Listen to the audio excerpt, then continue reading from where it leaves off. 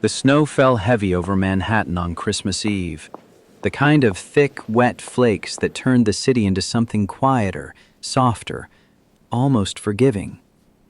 Daniel Morgan didn't Take notice it, the no beauty. questions. His What hands is gripped it? the steering Just wheel keep of it his safe. Mercedes Alright. at 10 and 2, knuckles white under the leather gloves, while his phone buzzed in the cup holder with the 14th message from his business partner about the quarterly projection. The client dinner had run long, too long, and now the roads were slick with black ice hiding under the postcard-perfect snowfall. He promised Sophie he'd be home by 8 to watch their Christmas movie tradition, but it was pushing 11, and the guilt sat in his chest like a stone. The phone rang again, not the business partner this time, Mrs. Chen, the nanny. Daniel's throat closed before he even answered.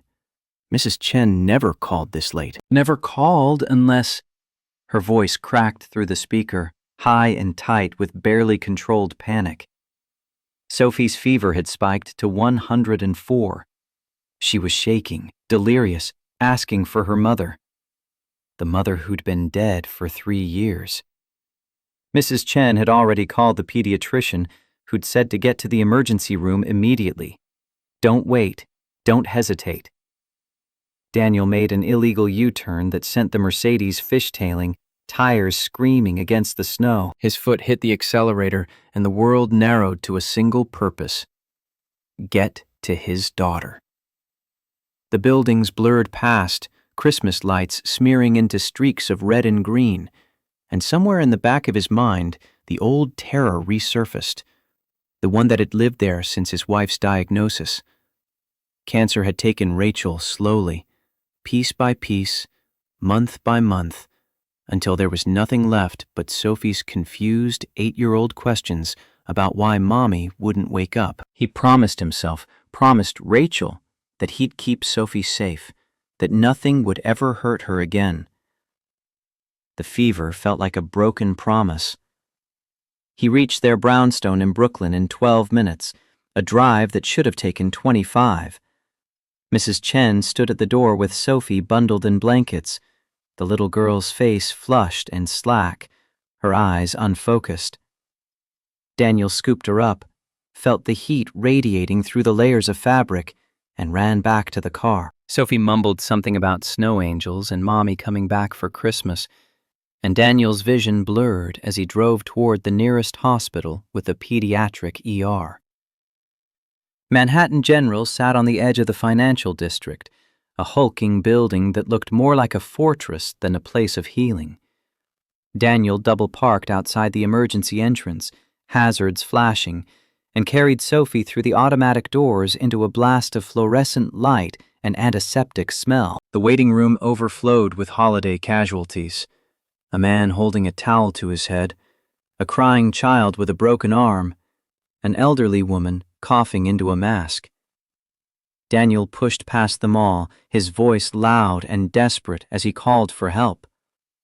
A nurse materialized from the chaos, moving with a kind of calm efficiency that only came from experience. She wore navy scrubs, her dark hair pulled back in a simple ponytail, and her hands were already reaching for Sophie before Daniel finished explaining.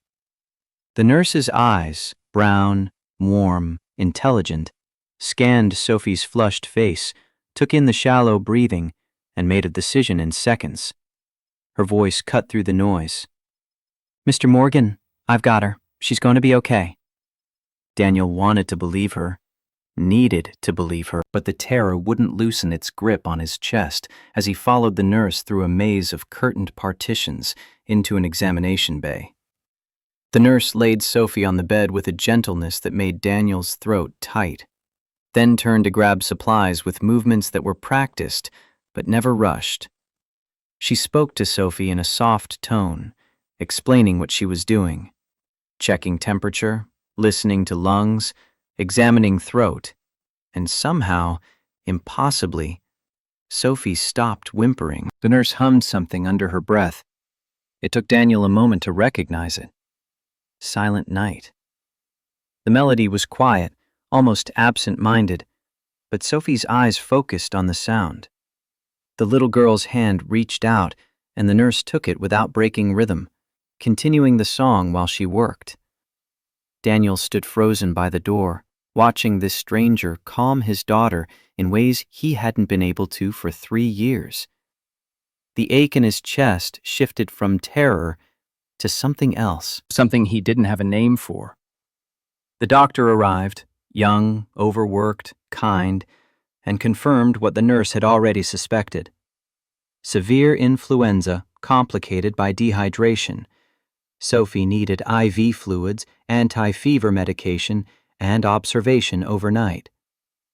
The words washed over Daniel in waves of relief and residual fear. Not cancer, not meningitis, not the 1,000 worst-case scenarios that had played through his mind during the drive, just the flu, as terrifying as any parent knew that could be for a child. He must have swayed on his feet because suddenly the nurse was there, one hand steadying his elbow, guiding him to the chair beside Sophie's bed. Her touch was brief, professional, but it grounded him, brought him back to his body. "She'll need to stay overnight for monitoring." The nurse's voice carried an authority that made Daniel want to obey. "The IV will take a few hours to finish, and we'll keep checking her vitals. But she's stable now. The worst has passed." Daniel nodded, unable to form words. He sank into the chair and took Sophie's small hand, the one not connected to the IV line. His daughter's eyes were closed now, breathing evening out as the medication began to work. She looked so small against the white hospital sheets, so fragile, and Daniel felt the familiar helplessness that had defined the 2 years of Rachel's illness. The feeling of being unable to fix what was broken, unable to protect what he loved most.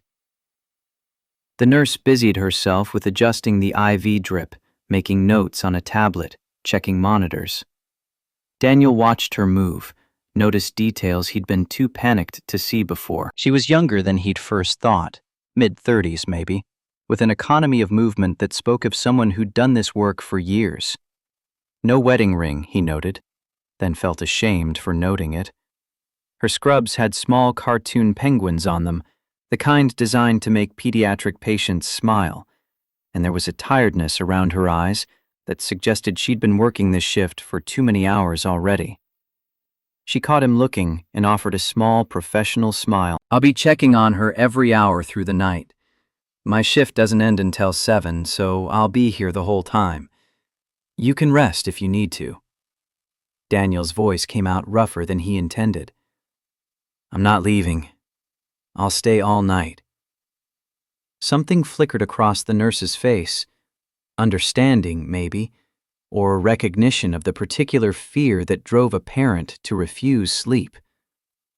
"I thought you might say that." She gestured to the chair.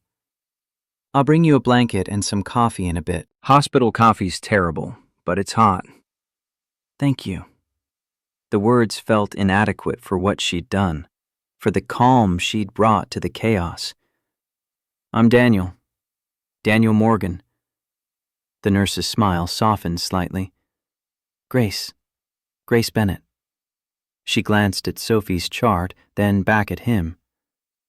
"Your daughter's lucky to have a dad who drops everything on Christmas Eve." Daniel's laugh came out bitter. "I was at a business dinner when she got sick. I should have been home hours ago. I should have..."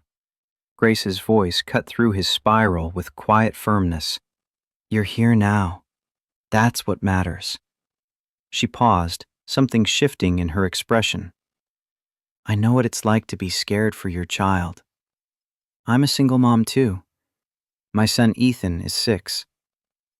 The information landed between them, unexpected and personal. Daniel's exhausted brain latched onto the puzzle pieces. Single mom, working night shifts on Christmas Eve, no wedding ring, a 6-year-old son who presumably was spending the holiday without his mother.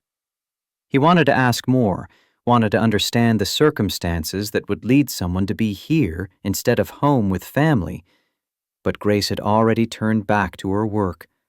She adjusted Sophie's blankets one more time, checked the monitors with expert efficiency, then headed toward the curtain. "I'll be back in an hour. Try to rest, Mr. Morgan." "Daniel." His voice caught her at the edge of the partition. "Just Daniel." Grace looked back, and for a moment, something passed between them. An understanding, maybe, of what it meant to be alone on a night meant for family. Then she nodded and disappeared into the fluorescent chaos of the ER. Daniel sat in the chair, holding his daughter's hand, and let himself breathe for the first time in an hour. The fear began to recede, replaced by the dull throb of exhaustion and the odd, unsettling awareness that he couldn't stop thinking about the nurse who'd hummed Christmas carols while saving his daughter's life. The hours passed in that strange, suspended reality unique to hospital nights. Time became measured not in minutes, but in the rhythm of monitors, the soft beeping that marked Sophie's heartbeat, the occasional rustle of curtains as staff moved through the ER. Daniel sat motionless in the uncomfortable chair, his body present, but his mind caught in that loop of guilt and relief that every parent knows.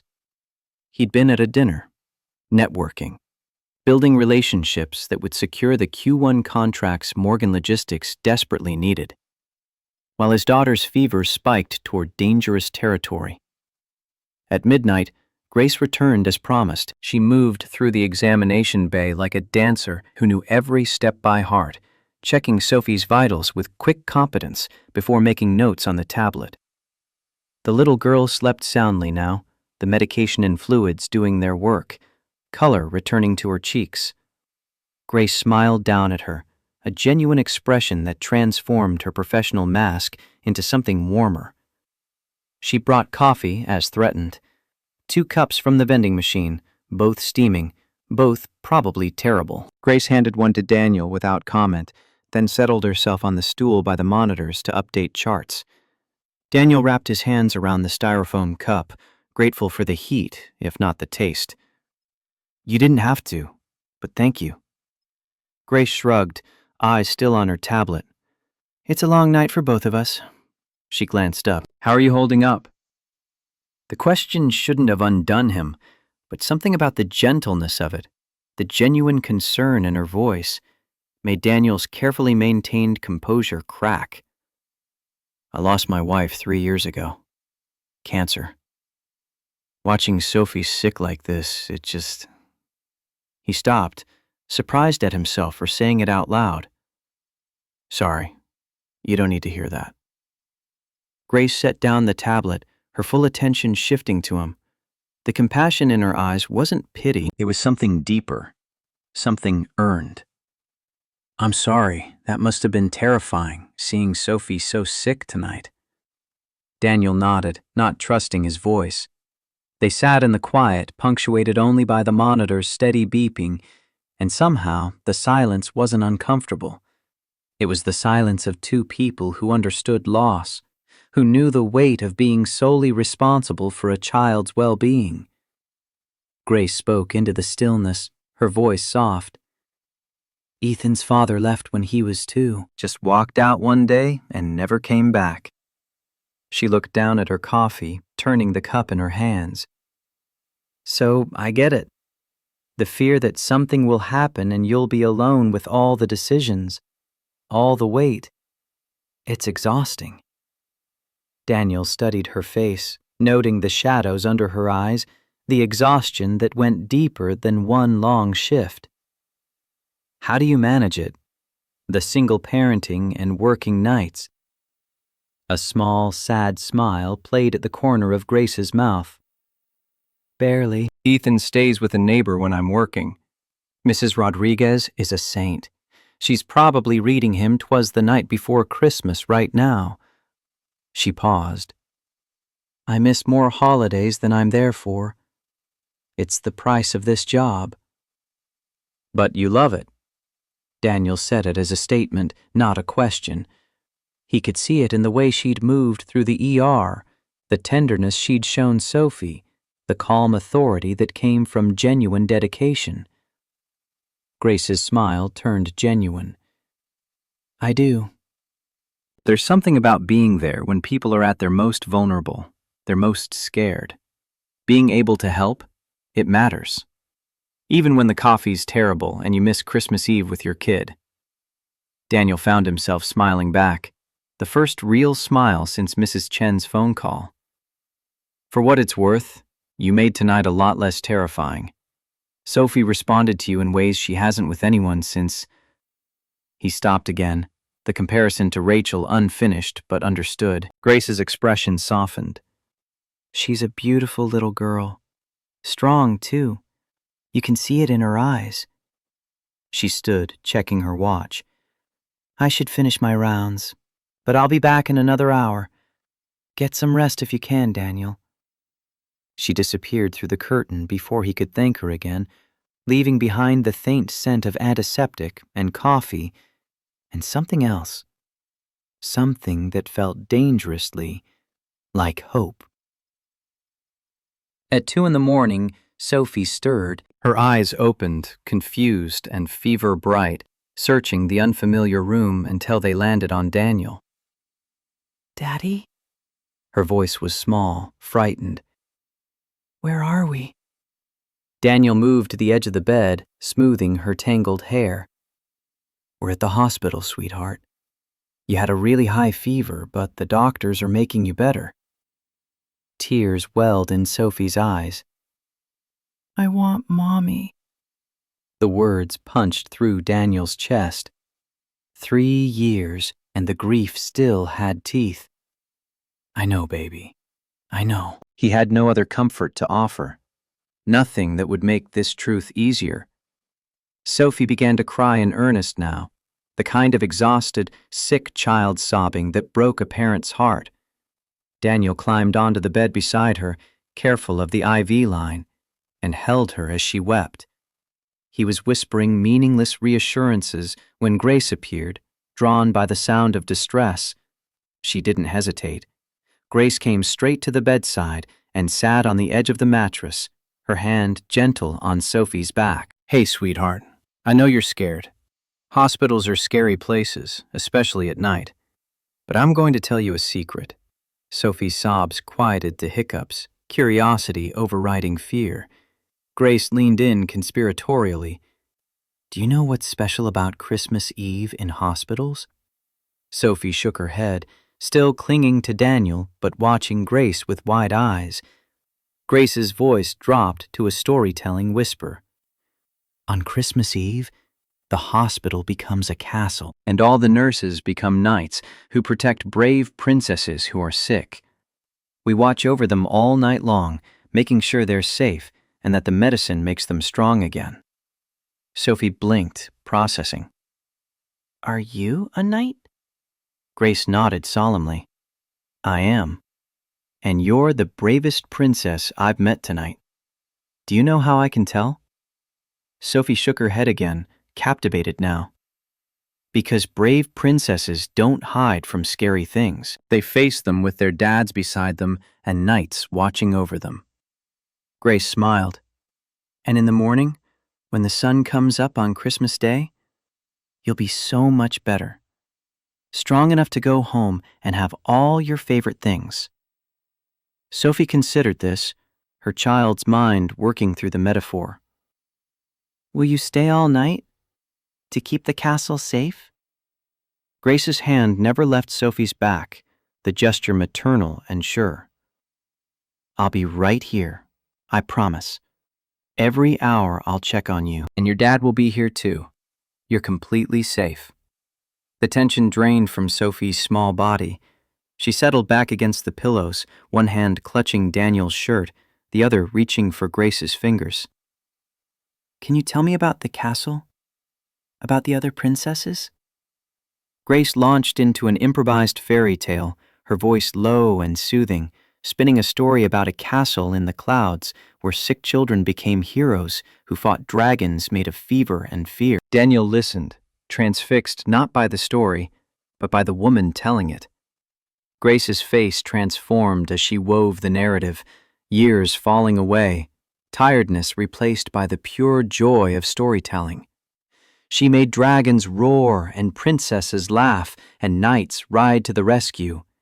And Sophie's eyes grew heavy, her breathing evening out, until she finally slipped back into sleep, still holding both their hands. Grace finished the story in a whisper, though Sophie was already dreaming. She carefully extracted her fingers and stood, checking the monitors one final time.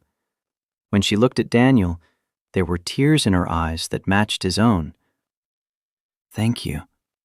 Daniel's voice came out rough. "That was incredible. She hasn't let anyone comfort her like that since Rachel died. She's been so closed off, so scared of—" He stopped, overwhelmed. Grace wiped her eyes quickly, professional mask sliding back into place.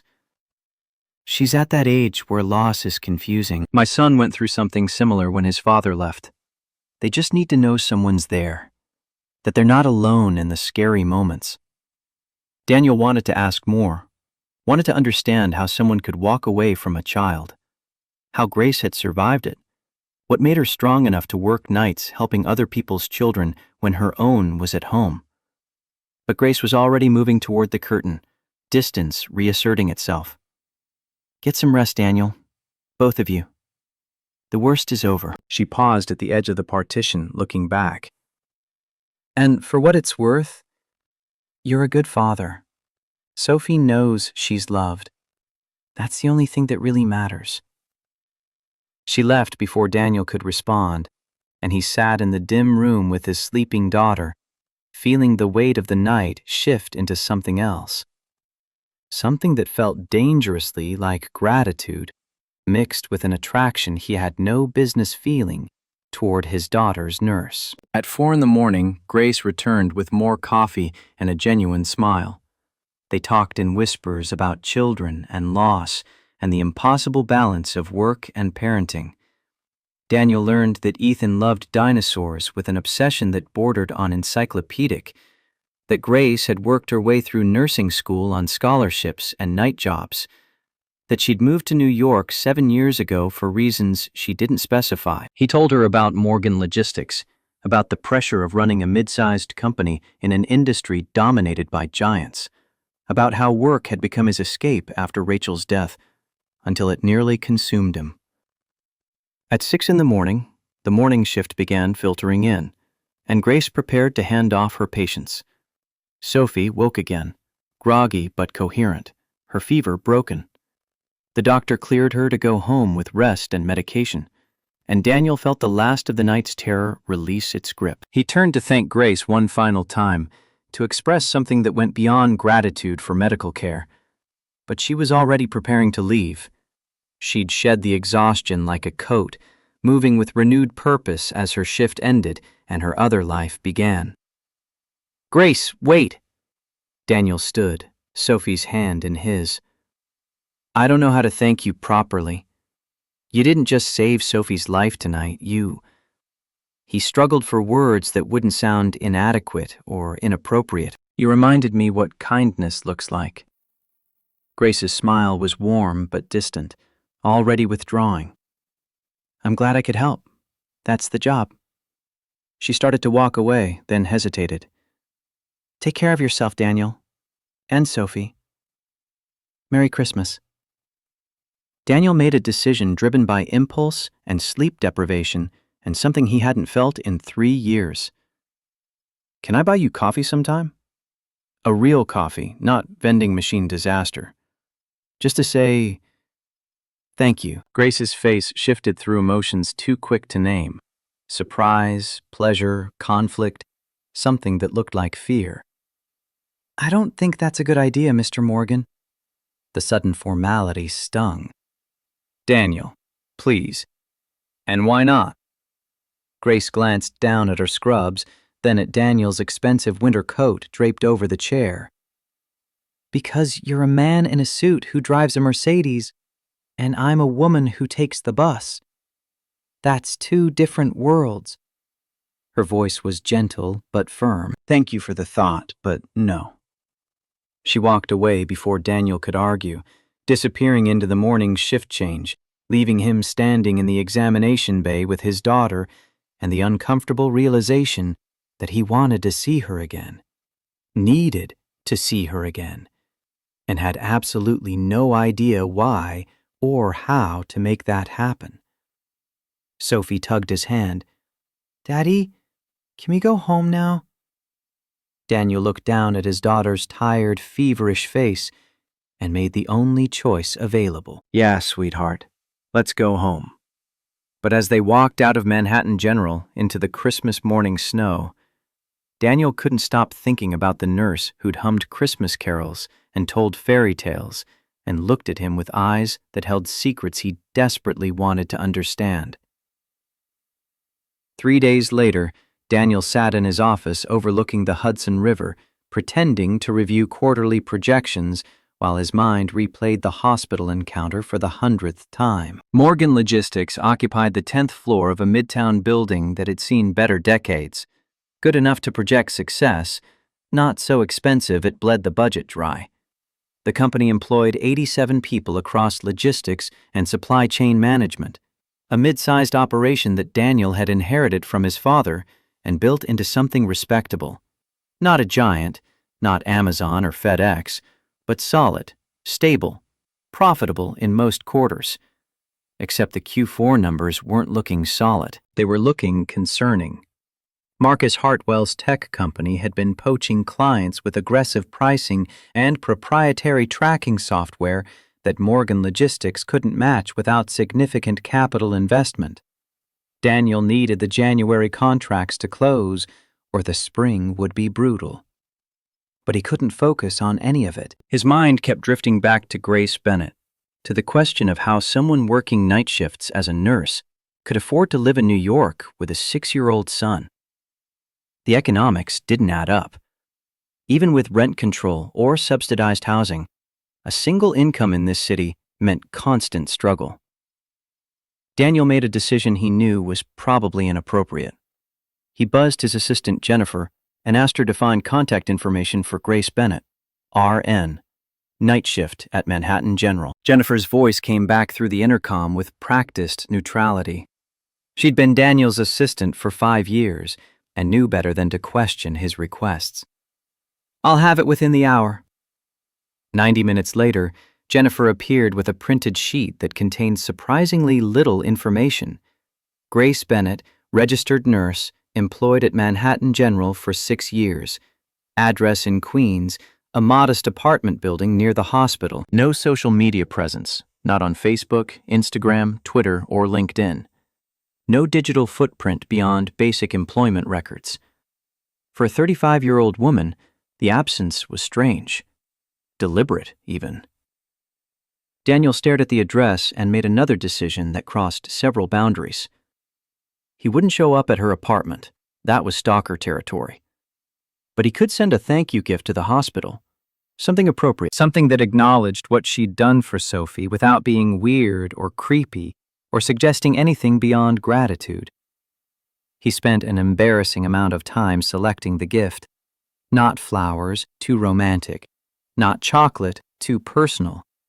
Finally, inspiration struck. He remembered Grace talking about her son Ethan, about reading him Christmas stories. Daniel found a beautiful illustrated copy of The Brave Princess and the Dragon, a children's book that echoed the story Grace had told Sophie. He added a handwritten note on his company letterhead. For Ethan, thank you for caring for Sophie and for reminding me what kindness looks like. Daniel and Sophie Morgan. Then, feeling slightly guilty but determined, he tucked $200 bills inside as a bookmark.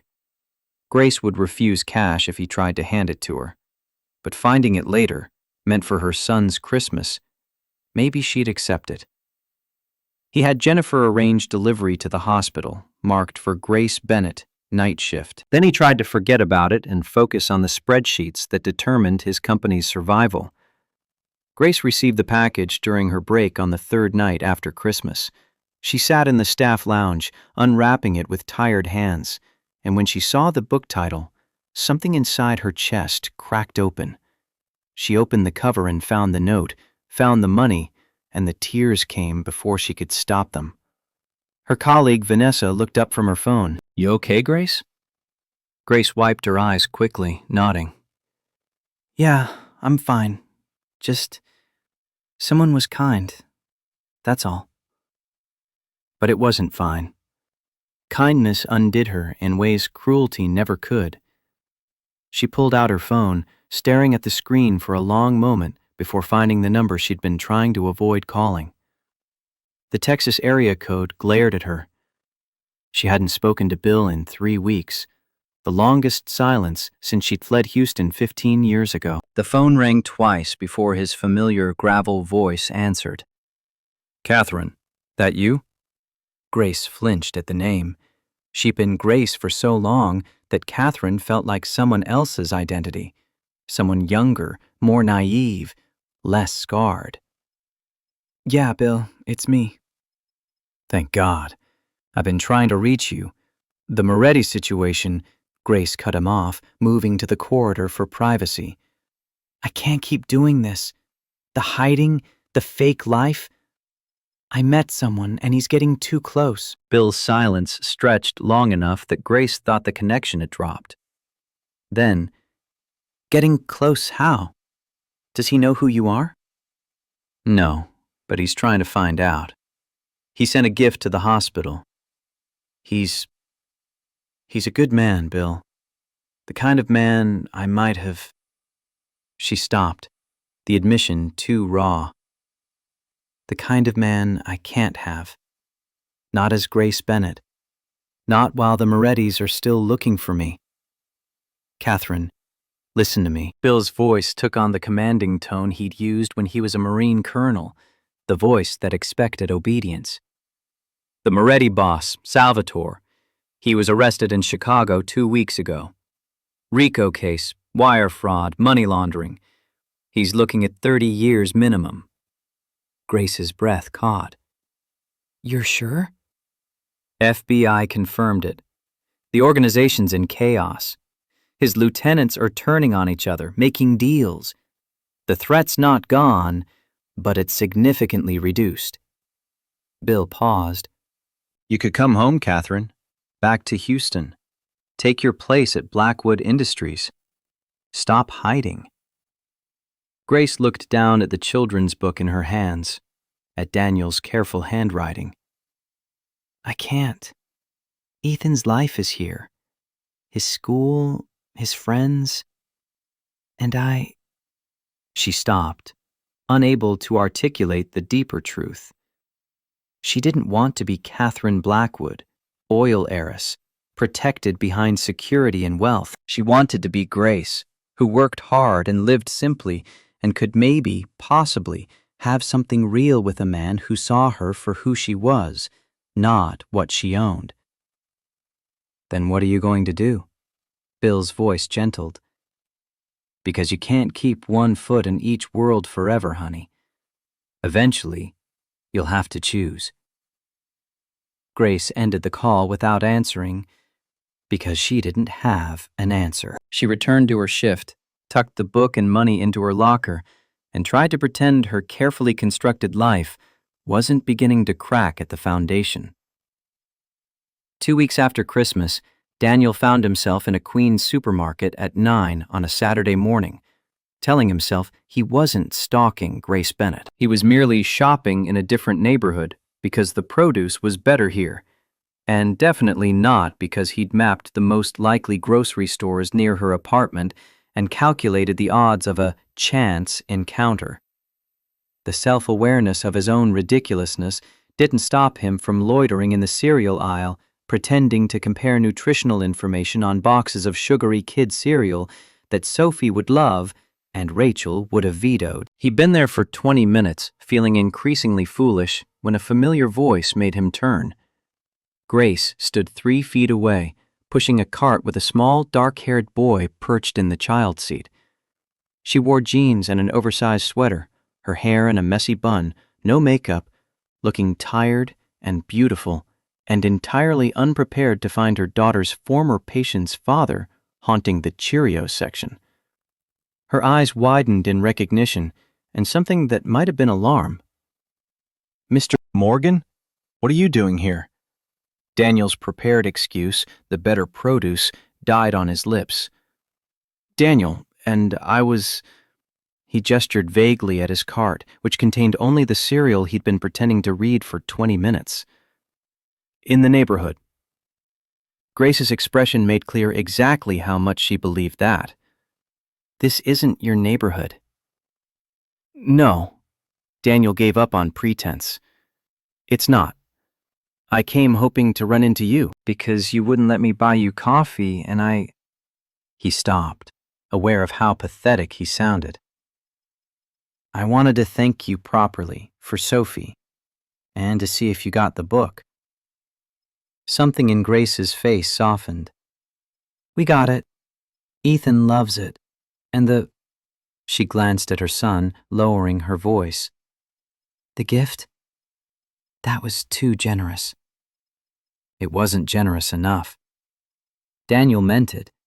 He looked at the boy in the cart, who watched him with solemn dark eyes. You must be Ethan. Your mom told me you're the world's leading dinosaur expert. Ethan's face lit up, shyness overcome by obsession. I know 17 different types of sauropods and all the periods of the Mesozoic era. Daniel grinned. That's impressive. My daughter Sophie loves ballet, but she doesn't know 17 types of anything except maybe tutus. Ethan giggled, a bright sound that made Grace's expression warm. She watched her son with the fierce, protective love Daniel recognized from his own interactions with Sophie. These were two single parents doing their best in a city designed to eat the vulnerable. Before Daniel could stop her, Sophie appeared from the neighboring aisle where he'd left her comparing Pop-Tart flavors. She stopped short at seeing Grace, then let out a squeal of delight. Miss Grace, you're the nurse who saved me. Grace's professional mask fell away, replaced by genuine affection. Hi, Sophie. Are you feeling better? Sophie launched into an enthusiastic description of her recovery, her Christmas presents, and her new ballet shoes, all while gravitating toward Ethan with the magnetic pull of children who recognize kindred spirits. Within moments, the two kids were deep in conversation about dinosaurs versus ballet, with Sophie insisting that ballerinas were basically dinosaurs because they both had good balance. Daniel and Grace stood awkwardly by their carts, forced into proximity by their children's immediate friendship. Grace looked uncomfortable, trapped between wanting to escape and not wanting to disappoint her son. Daniel seized the moment. They seemed to be getting along. Grace's smile was helpless. Yeah, Ethan doesn't warm up to people easily. Not since... She stopped, the sentence unfinished. Not since his father left. Daniel said it gently, without judgment. Grace's eyes snapped to his, surprised he remembered. Yeah. They stood in the cereal aisle while their children chattered, and the silence stretched until Sophie solved the problem for them. She tugged Daniel's sleeve, her face hopeful in a way he hadn't seen in years. Daddy, can Ethan come to my birthday party? It's next Saturday, and there's going to be a bounce house. Daniel looked at Grace, saw the panic in her eyes, the instinct to refuse. But Ethan had already gasped with excitement, and Grace was trapped between her fear and her son's happiness. Daniel kept his voice casual, unthreatening. You'd both be welcome.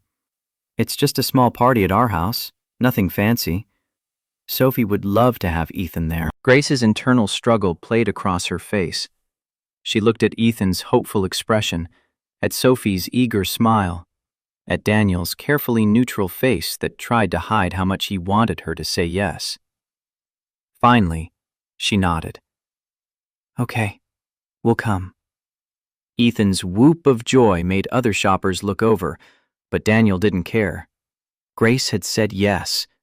He'd see her again. That was enough for now.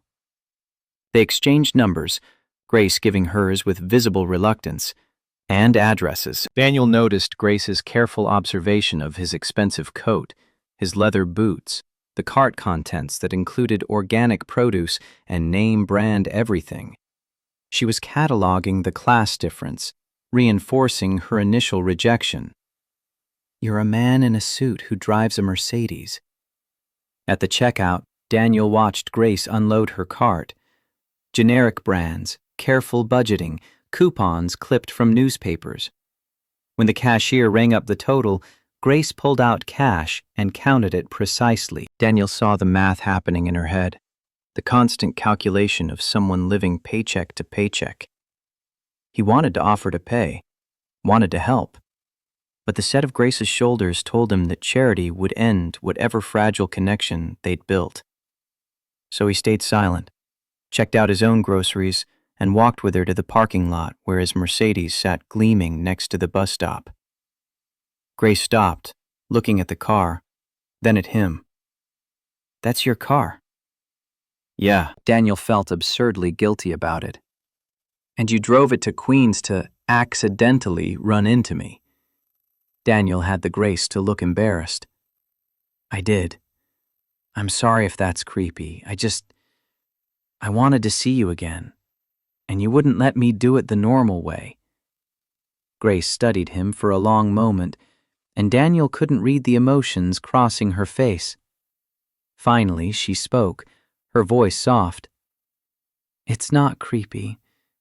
It's sweet. And that's what scares me." She gathered Ethan closer, preparing to walk to the bus stop. "See you Saturday, Daniel." She walked away before he could offer them a ride, and Daniel watched her go, understanding that for Grace, accepting help meant losing something she couldn't afford to lose. Independence, control, the carefully maintained distance that kept her safe from whatever she was running from. Saturday arrived with perfect weather, the kind of crisp winter day that made everything feel possible. Daniel's house in the Brooklyn suburbs wasn't a mansion, but it was comfortable. 4 bedrooms, a backyard big enough for the rented bounce house, a kitchen where Rachel had once baked birthday cakes from scratch. He'd hired a caterer rather than attempt cooking, hired entertainment, hired everything that could be hired because delegation was easier than participation. The party filled with Sophie's classmates and their parents, a collection of New York professionals in expensive casual wear who networked as much as they supervised their children. Daniel moved through the crowd with practiced ease, playing the role of successful single father who had everything under control. Then Grace arrived with Ethan, and Daniel's practiced ease evaporated. She wore a simple blue dress, nothing fancy, her hair down for the first time since he'd met her. She looked beautiful and uncomfortable, clutching Ethan's hand as they approached the front door. Daniel saw her take in the house, the manicured lawn, the new SUV in the driveway, and watched her shoulders tense. He tried to downplay his circumstances, but the reality was unavoidable. He had money. She didn't. And that gap felt insurmountable. "Grace, Ethan, I'm so glad you came." Daniel kept his voice warm, welcoming, trying to ease the tension in Grace's posture. Sophie appeared at his elbow, already bouncing with excitement. She grabbed Ethan's hand without preamble. "Come on, the bounce house is in the backyard, and there's face painting, and my friend Maya brought her puppy." Ethan looked at his mother for permission, and Grace nodded, her smile forced.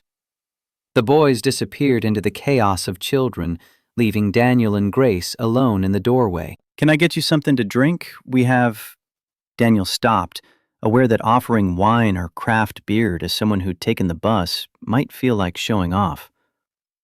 "We have everything. Whatever you want." Grace's smile turned genuine, reading his discomfort. "Water would be great, thank you." Daniel led her through the house to the kitchen, hyper-aware of her taking in the details. The renovated kitchen with its granite counters, the photos on the fridge of Sophie and Rachel, the expensive coffee maker that he'd bought and never learned to use properly. He grabbed a bottle of water from the refrigerator and handed it to Grace, their fingers brushing in the exchange. "Your home is lovely." Grace's voice was sincere, but Daniel heard the unspoken subtext. "Your home is lovely and completely out of my league." It was Rachel's dream house. She picked out every detail before she got sick. Daniel didn't know why he said it. except that Grace's presence made him want to be honest. I kept everything the same after she died. Sophie needed the stability, and I guess I did too. Grace's eyes swept the room again, seeing it differently now, not as evidence of wealth, but as a shrine to grief. It must be hard, living with all these memories. Some days. Daniel leaned against the counter, holding his own water bottle like a lifeline. Other days it's comforting, like she's still here, watching over us. They stood in the kitchen while chaos reigned in the backyard, and the moment stretched into something intimate. Grace studied his face, and Daniel had the unsettling feeling that she saw too much, saw through his careful performance to the lonely widower underneath. The spell broke when another parent came looking for paper towels, and Grace excused herself to check on Ethan. Daniel watched her go, then returned to his hosting duties with a strange hollowness in his chest. The party progressed with a controlled chaos of 9-year-olds hopped up on sugar. Daniel watched from the patio as Sophie and Ethan became inseparable, the little boy's initial shyness evaporating in the face of Sophie's confident enthusiasm. They took turns in the bounce house, got matching tiger face paintings, shared pizza with the easy camaraderie of children who recognized something in each other. Grace stood apart from the other parents, nursing her water and looking uncomfortable every time someone tried to include her in conversation. Daniel saw one of the other mothers, Jennifer from Sophie's ballet class, lean over with a too bright smile and ask what Grace did for work. Saw Grace's quiet pride as she explained she was a nurse. Saw Jennifer's expression shift from polite interest to dismissal. Saw Grace notice that shift and withdraw further into herself. Something protective flared in Daniel's chest. He crossed the patio and inserted himself into the conversation with the easy authority of the host. Grace saved Sophie's life on Christmas Eve. If it wasn't for her, we might have lost. His voice caught, and he didn't have to fake the emotion. She's the reason my daughter is here celebrating her birthday. The other parents' expressions transformed immediately. Grace had been a nurse, dismissible in their wealth-obsessed calculation, but a nurse who'd saved the host's daughter? That made her a hero, interesting, worth including. Daniel watched Grace recognize the shift and saw her conflicted gratitude. She didn't like needing his intervention, but she appreciated it. Jennifer gushed about how wonderful nurses were, how underappreciated, how brave. The other parents chimed in with stories of medical emergencies and healthcare heroes. Grace accepted the attention with quiet grace, never claiming more credit than she deserved, never playing up the drama. Daniel found himself falling a little bit in love with her humility. As the party wound down and parents collected sugar-crashed children, Grace sought out Daniel to say goodbye. Ethan clung to Sophie, both children promising to be best friends forever with the intensity only children could manage. "Thank you for inviting us." Grace's voice was soft, genuine. "Ethan hasn't been to a party like this in, well, ever. His father never—" She stopped, the old wound still raw. Daniel wanted to close the distance between them, wanted to touch her arm or take her hand or do something to bridge the gap, but he held himself still, aware of the boundaries. "I'm glad you came. Sophie's been talking about Ethan all week." Grace smiled, and something in her face opened. "He's been the same. You're raising a wonderful daughter, Daniel." "You're raising a wonderful son." Daniel meant it. Ethan had been polite, enthusiastic, grateful. All the things that came from good parenting despite difficult circumstances. They stood in the foyer while their children said elaborate goodbyes, and Daniel made a decision. "Grace, can I take you to coffee? Just coffee. Not as a date, not as anything but two single parents who might become friends. Please." Grace's internal struggle was visible. She looked at Ethan, at Sophie, at the evidence of the life Daniel had built. When she finally met his eyes, there was resignation and hope and fear all mixed together. One coffee. That's all I can promise. Daniel's heart kicked against his ribs. One coffee is perfect. They made plans for the following Sunday morning, a neutral diner that Grace chose, nothing fancy, nothing that would make her uncomfortable. She left with Ethan, and Daniel watched them walk to the bus stop from his front porch, his daughter waving beside him. "Daddy, I really like Ethan." Sophie's voice was dreamy. "Miss Grace is nice. She's not trying to be my new mom or anything. She's just nice." Daniel pulled Sophie against his side, kissing the top of her head. "Yes, sweetheart. She really is." But as he watched Grace and Ethan disappear around the corner, Daniel couldn't shake the feeling that Grace was hiding something. Something bigger than a difficult ex-husband or financial struggles. Something that made her afraid to let people close. And he had no idea how to ask about it without pushing her away entirely. Sunday morning arrived cold and bright, the kind of January day that made New York feel scrubbed clean. Daniel sat in a corner booth of the diner Grace had chosen, a place called Rosie's with cracked vinyl seats and laminated menus advertising breakfast specials that hadn't changed price since 2008. He'd arrived 15 minutes early, too nervous to time it properly, and spent the interval watching the door and second-guessing everything. Grace appeared exactly on time, bundled in a coat that had seen too many winters, her hair loose around her shoulders. She spotted him and offered a tentative smile that made his chest tight. Daniel stood, nearly knocking over his water glass, and gestured to the booth with awkward formality.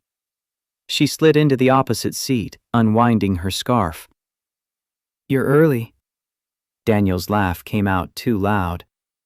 "Couldn't sleep. Too much coffee already, which makes this choice of meeting place ironic." Grace's smile turned genuine. "The coffee here is actually decent, and the pancakes are better than they have any right to be for $3. They ordered, coffee and pancakes for Grace, the same for Daniel, though he wasn't hungry. The waitress, a woman in her 60s with kind eyes and tired feet, took their orders with practiced efficiency and left them in the awkward silence of two people who wanted something but didn't know how to reach for it. Daniel broke first. "Thank you for coming. I wasn't sure you would." Grace wrapped her hands around her coffee mug, studying the liquid like it held answers. "I almost didn't. It's complicated for me, getting close to people." "Because of Ethan's father." Daniel said it carefully, without pressure. Grace's eyes lifted to meet his, and he saw the wariness there. "That's part of it. He made me feel small, like I wasn't enough, like I'd never be enough." She paused, choosing words with visible care. "When he left, it wasn't just abandonment. There were things about him I didn't know. Dangerous things. And by the time I figured it out, I was pregnant and alone and scared." Daniel's protective instinct flared hot. "Did he hurt you?" "Not physically." Grace's voice went quiet. "But emotionally? Yeah. He lied about who he was, what he wanted, used me. And when I discovered the truth, I had to run, had to disappear. That's why I came to New York, why I work nights, why I—" She stopped, realizing she'd said too much. Daniel leaned forward, keeping his voice gentle. "Why you don't have social media or any digital footprint. Why you live like someone who doesn't want to be found." Grace's face went pale. "You looked me up." "I did. I'm sorry. But Grace, if you're in danger, if someone's threatening you, I can help. Morgan Logistics has security consultants, lawyers, whatever you need." Grace pulled back, walls slamming into place. I don't need rescuing, Daniel. I've managed fine for 6 years. I'm safe here. Ethan's safe. I just need to stay invisible. The pancakes arrived, interrupting the tension. They ate in silence for a moment, the mundane act of cutting and chewing giving them space to retreat from the edge of something too raw. Daniel tried again, softer this time. I'm not trying to rescue you. I'm trying to understand you.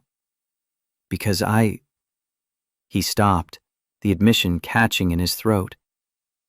I haven't felt this way since Rachel. Haven't wanted to know someone, to be with someone, in 3 years, and it terrifies me. Grace's fork paused halfway to her mouth. She set it down, her eyes searching his face. What exactly are you saying? Daniel's heart hammered. I'm saying I want to know you, the real you. Whatever you're hiding, whatever made you run, it doesn't matter. I want to know the woman who saved my daughter and told her fairy tales and works herself to exhaustion helping other people's children. I want to know Grace Bennett. He paused. Or whoever you really are. Grace's breath hitched. She looked down at her hands, and when she spoke, her voice trembled. What if knowing me puts you in danger? What if the people I'm hiding from find me, and you and Sophie get caught in the crossfire? Then we deal with it together. The words came out with more certainty than Daniel felt. Whatever it is, Grace. Together. She looked at him for a long moment, emotions warring across her face. Finally, she reached across the table and took his hand. Her fingers were cold, but her grip was strong. Okay, but slowly. I need time to figure out how to do this without putting everyone at risk. Daniel squeezed her hand, triumph and terror mixing in his chest. Slowly works. We've got time. But even as he said it, he wondered if that was true. Because Grace looked like someone who'd spent 6 years waiting for the other shoe to drop, and Daniel had no idea how to catch it when it finally fell. The next 6 weeks unfolded in careful increments. Coffee dates became Sunday morning traditions. Daniel and Grace met at Rosie's every week, talking for hours about everything and nothing. She told him about nursing school, about the exhaustion of working nights while raising a toddler, about the small victories that made the struggle worthwhile. He told her about inheriting Morgan Logistics from his father, about the pressure of living up to expectations, about how Rachel's illness had taught him that success meant nothing without someone to share it with. They kept it separate from the kids at first, protecting Sophie and Ethan from expectations neither adult was ready to meet. But the children had their own plans. Sophie begged for playdates with Ethan, and Grace couldn't refuse without explanation. So the 4 of them started spending Saturdays together. The zoo, the Natural History Museum, the park when weather allowed. Daniel watched Grace with his daughter and saw something he thought he'd never find again. Sophie responded to her with an openness that had been locked away since Rachel's death. Grace never tried to be Sophie's mother, never overstepped or pushed. She was simply present, kind, interested in Sophie's ballet recitals and school dramas with genuine care. And Ethan, the quiet, watchful boy who'd been hurt by his father's abandonment, opened up around Daniel like a flower toward sun. Daniel taught him to throw a football, badly. Took him to a Yankees game where Ethan spent more time asking questions about the stadium's construction than watching baseball. Sophie appointed herself Ethan's big sister, despite being only 2 years older, bossing him around with affection that made both adults laugh. 3 weeks into their careful courtship, Daniel walked Grace home after dinner. They'd been to a small Italian place in her neighborhood, nothing fancy, splitting the check despite Daniel's protests. Grace had learned to let him pay sometimes, but she insisted on equality, on maintaining her independence. They stood outside her apartment building, a 6-story walk-up with chipped paint and a security door that didn't quite close right. Daniel had walked her home 3 times now, and each time he'd wanted to kiss her, and each time he'd lost his nerve. Tonight felt different. Grace turned to face him, her back against the building entrance, and there was something in her eyes that looked like permission. Daniel stepped closer, giving her space to retreat, but she didn't move. His hand came up to cup her cheek, and her eyes fluttered closed. "I haven't felt this way since my wife died." His voice came out rough, honest. "You scare me, Grace. The possibility of you scares me." Grace's eyes opened, dark and deep. "I'm scared too, of this being real and then losing it." Daniel closed the distance between them, his lips finding hers in a kiss that was gentle and desperate and full of 3 years of loneliness finally finding an end. Grace's hands fisted in his coat, pulling him closer, and for a perfect moment everything else disappeared. The cold, the fear, the complications, none of it mattered except the warmth of her mouth and the rightness of holding her. They broke apart, breathing hard, foreheads pressed together. Grace's voice came out shaky. "Daniel, there are things about me you don't know.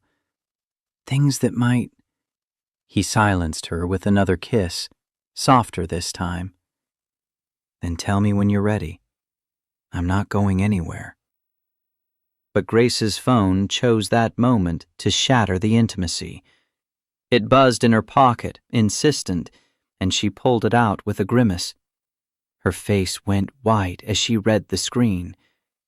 Daniel caught a glimpse of the caller ID, Bill, with a Texas area code. Grace answered in a low, tense voice, turning away from Daniel. "I can't talk right now." "No, I understand." "How bad?" "Okay, I'll call you back." She hung up and stood very still, her back to Daniel, shoulders rigid with tension. When she finally turned around, there were tears in her eyes.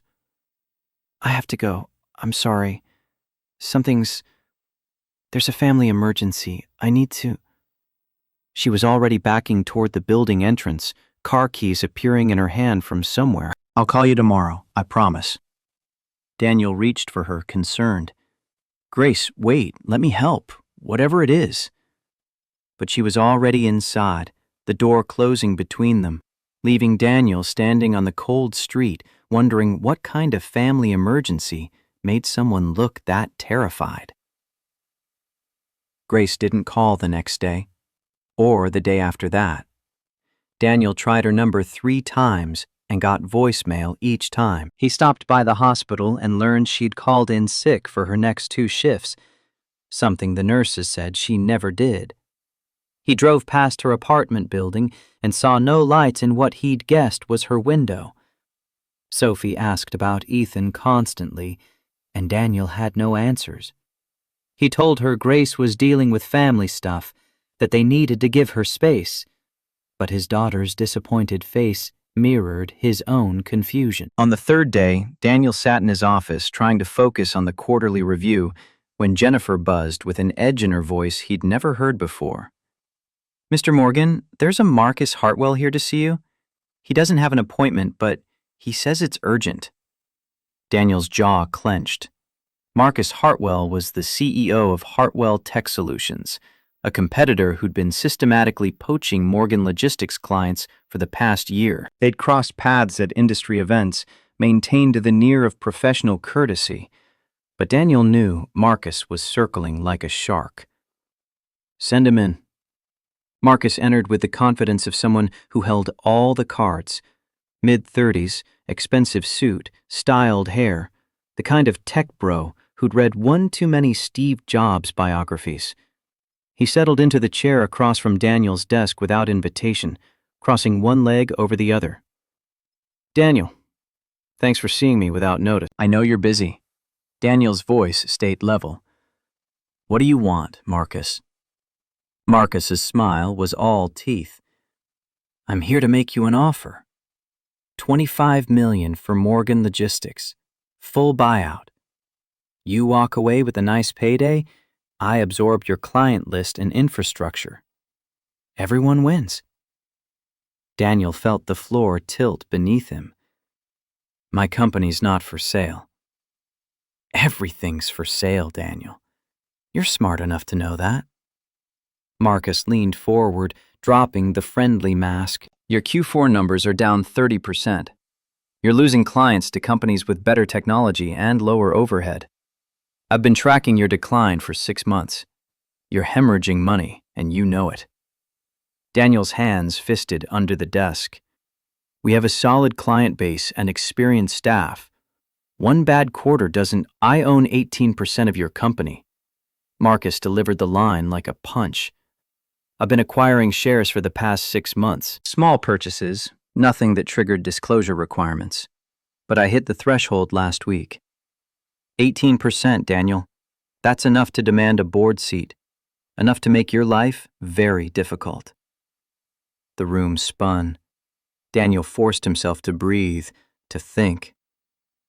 How did you... We're a private company. Shares aren't publicly traded. Marcus's smile turned predatory. Your early investors got nervous, offered to sell at a discount. I bought them out, piece by piece, and now I'm offering you a choice. Sell willingly at a fair price, or I'll go hostile. I'll get to 25% within a month, call a shareholder vote, and remove you from your own company. Your choice. Daniel stood, his voice cold. Get out of my office. Marcus rose slowly, brushing invisible lint from his sleeve. You have 2 weeks to decide. After that, I start the hostile takeover process. Think about Sophie, Daniel. Think about what's best for her. You don't want to drag her through a corporate battle. The mention of his daughter made Daniel see red. You threatening my kid? Marcus held up his hands, mock innocence. Just stating facts. Single father, struggling company, mounting debts. What happens to Sophie if Morgan Logistics goes bankrupt? These things get messy. He headed for the door, then paused. Oh, and Daniel? That woman you've been seeing, the nurse from Queens? I'd be careful there. She's not who she says she is. Daniel's blood turned to ice. What did you say? Marcus shrugged, all casual menace. I do my research on potential acquisitions. That includes the CEO's personal life. Grace Bennett, if that's even her real name, has a very interesting lack of history. No credit before 7 years ago. No employment records before nursing school. It's like she didn't exist before she came to New York. Makes a man wonder what she's hiding. He left before Daniel could respond, the door clicking shut with quiet finality. Daniel sank back into his chair, mind racing. Marcus knew about Grace, had investigated her, and he'd found the same red flags Daniel had noticed, but been afraid to examine too closely. The phone on his desk rang, Jennifer again. Mr. Morgan, there's a lawyer on line 2. He says it's about an investment opportunity you need to hear immediately. Daniel almost told her to take a message, but something in her tone made him pause. Put him through. The voice on the other end was smooth, professional, and held a slight Texas drawl. Mr. Morgan, my name is Thomas Blackwell, attorney with Blackwood Holdings out of Dallas. I represent a client who's interested in making a significant investment in Morgan Logistics. Daniel's exhausted brain struggled to process. I'm not looking for investors right now. We're a family company. Thomas cut him off gently. My client is aware of Marcus Hartwell's hostile moves. They're prepared to purchase a 20% stake in your company through an offshore investment vehicle called Lone Star Holdings. $50 million capital injection at 0 interest, with one condition. Daniel's heart hammered. What condition? A seat on your board of directors for my client's representative. They want oversight on how the capital is used, Assurance it's invested in growth rather than propping up a dying company. Standard terms for this level of investment. Daniel's hands shook as he gripped the phone. Who's your client? Thomas's voice carried a smile. That information will be disclosed at the appropriate time. For now, I can tell you they're a private family trust based in Texas with significant holdings in oil, real estate, and technology. They invest in American companies with American values. Morgan Logistics fits their portfolio. Why us? Why now? Let's just say my client has a personal interest in ensuring Morgan Logistics remains independent and under your leadership. They believe in what you're building, Mr. Morgan, and they don't like seeing good companies destroyed by corporate raiders. Daniel's mind spun with possibilities and paranoia. A mysterious Texas investor appearing the same day Marcus threatened hostile takeover? It couldn't be coincidence. But he was drowning, and this was a lifeline. I need to think about this. Consult with my existing board members. Thomas's voice turned firm. You have until end of business today. Marcus Hartwell is moving fast. If you want to block his takeover, you need capital and allies now. My client is offering both, but the window closes in 6 hours. The line went dead. Daniel sat staring at the phone, his world tilting on its axis. Everything was falling apart simultaneously. Grace's disappearance, Marcus's hostile takeover, and now a mysterious Texas investor offering salvation. Texas, where Grace's emergency call had come from, where someone named Bill kept calling her with a Texas area code. The pieces clicked together with sickening clarity. Grace wasn't just hiding from an abusive ex-husband. She was connected to serious money, Texas oil money, if the lawyer's description was accurate. And whoever she really was, they'd just offered to save his company. Daniel grabbed his coat and keys. He needed answers, and he needed them from Grace, whether she was ready to give them or not. Her apartment building looked the same as always, shabby, working class, nothing about it suggesting connections to Texas oil fortunes. Daniel buzzed her unit and got no response. He tried again, holding the button longer, desperation making him rude. A neighbor emerged from the building, and Daniel caught the door before it closed. He took the stairs 2 at a time to the 3rd floor, found Grace's door, and pounded on it harder than he should have. Grace! I know you're in there! We need to talk! Please! Silence.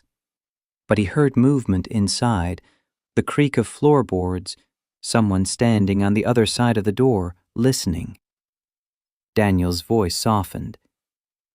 I'm not angry. I'm not here to judge. But Grace, I got a call from a lawyer in Texas today offering to save my company. And I can't help but notice that's where your emergency call came from 3 days ago. So either this is the strangest coincidence in history, or you're involved somehow. And I need to know which. More silence. Then locks turning, the chain sliding free. The door opened 6 inches, and Grace stood in the gap. She looked terrible. Eyes red from crying, hair uncombed, wearing the same clothes she'd had on 3 days ago. Behind her, Daniel glimpsed packed suitcases. His heart stopped. You're leaving. Grace's voice came out flat, defeated. I have to. It's not safe for you anymore. For Sophie. Marcus Hartwell is dangerous, and if he's digging into my background, he'll find things that... She stopped, tears spilling over. I can't let you get hurt because of me. Daniel pushed the door open, and Grace didn't resist. He stepped into her small apartment, tiny kitchen, living room that doubled as Ethan's bedroom, furniture that had come from thrift stores. Nothing about it suggested wealth, but on the coffee table sat an open laptop displaying a news article with a Houston dateline, and Daniel caught a glimpse of the headline before Grace closed it. Moretti crime boss arrested in Chicago Blackwood heiress may finally be safe. Everything clicked into place with devastating clarity. Grace wasn't hiding from an abusive ex. She was hiding from organized crime. And Blackwood, that was the name of the Texas investment firm, which meant Grace was connected to them somehow. His voice came out hoarse. "Who are you, really?" Grace sank onto the couch, her face in her hands. When she looked up, there was resignation in her eyes, the kind that came from knowing the charade was over. "My name is Catherine Grace Blackwood. The nurse license and work history are real. I did go to nursing school, did work my way through Columbia. But I'm also the heir to Blackwood Industries in Houston, $8 billion oil and real estate empire. And 15 years ago, my parents were killed by the Moretti crime family in Chicago. They wanted our oil fields, tried to kidnap me. My parents died protecting me." Daniel's legs gave out. He sat on the couch beside her, mind reeling. The Moretti family. That's who Ethan's father, he was one of them. A low-level associate planted in my life to find me. When I figured it out, I ran. Came to New York pregnant and terrified. I've been Grace Bennett ever since. Daniel struggled to process, to reconcile the woman he'd fallen for with the heiress she was describing. "And the investment offer? That's your family?" Catherine, Grace, nodded. "My Uncle Bill runs the Blackwood Trust. When Marcus started threatening you, I called Bill, asked him to help. The $50 million is mine, Daniel. My money, my risk. Because Her voice broke. "Because I couldn't let Marcus destroy you. Not when I'm the reason he's digging into your life." Daniel's anger flared hot and confused. "You should have told me. From the beginning, you should have..." "Told you what?" Catherine's own anger rose to meet his. "That I'm a billionaire heiress hiding from the mob? That getting close to me might get you killed? How exactly do you bring that up over coffee?" "You lied to me." Daniel stood, pacing the small space. "Everything about you, the struggling single mom, the night shifts, the bus rides, it was all a lie." Catherine stood too, fire in her eyes. "It wasn't a lie. I did struggle. I do work night shifts. I took the bus because I was hiding, not because I couldn't afford a car." "The money doesn't change who I am, Daniel. I'm still the same person who saved Sophie, who fell for you, who wanted nothing more than a normal life." Daniel spun to face her. "But you can't have a normal life. You just said it yourself. You're being hunted by the Chicago mob. You're worth $8 billion. There's nothing normal about that." "There was, until you." Catherine's voice dropped to a whisper. "For 6 years, I was invisible. Safe. And then you walked into my ER with your daughter, and you looked at me like I mattered. Not my money, not my name, just me. And I wanted that so badly, I convinced myself I could have it." The fight drained out of Daniel, replaced by understanding that hurt worse than anger. "But you can't, can you? Because your world and mine, they don't overlap. They collide." Catherine nodded, tears streaming down her face. "That's why I'm leaving. The Moretti boss was arrested last week. The threat's mostly gone. I can go back to Houston, reclaim my identity, and you and Sophie can have the normal life you deserve, without me dragging you into corporate warfare and criminal investigations." Daniel wanted to argue, wanted to say they could figure it out, make it work somehow. But he looked at the packed suitcases, at the woman who'd been two people simultaneously, and he didn't know which version he'd fallen in love with. Grace, the nurse who took the bus, or Catherine, the heiress who could save his company with pocket change. His voice came out hollow. "Where's Ethan?" "With Bill in Houston. He flew down yesterday. Doesn't understand why, thinks it's a vacation. I'm joining them tonight." She stepped closer, her hand reaching for his face. Daniel, I'm so sorry. For lying, for putting you at risk, for making you care about someone who could never really be yours. Daniel caught her hand, held it against his cheek. That's the thing, Grace, Catherine, whoever you are. I don't care about the money. I don't care about the danger. I care about you. The woman who told Sophie fairy tales, who made my daughter smile for the first time in 3 years, who made me feel alive again. Catherine's sob broke free. That woman was always real. She's still real. But she comes with $8 billion and a crime family vendetta and a life you never signed up for. Daniel pulled her into his arms, holding her while she cried, feeling his own tears mix with hers. They stood in the shabby apartment that had been her refuge, holding on to something they both knew was slipping away. Finally, Catherine pulled back, wiping her eyes. Take the investment. Let Lone Star Holdings buy in. It'll block Marcus, give you the capital you need. And I'll stay on the board remotely. Make sure the money's used right. But I can't. We can't. I know. Daniel's voice cracked. I know.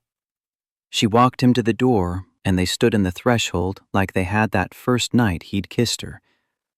But this time, when he leaned in, she turned her face away.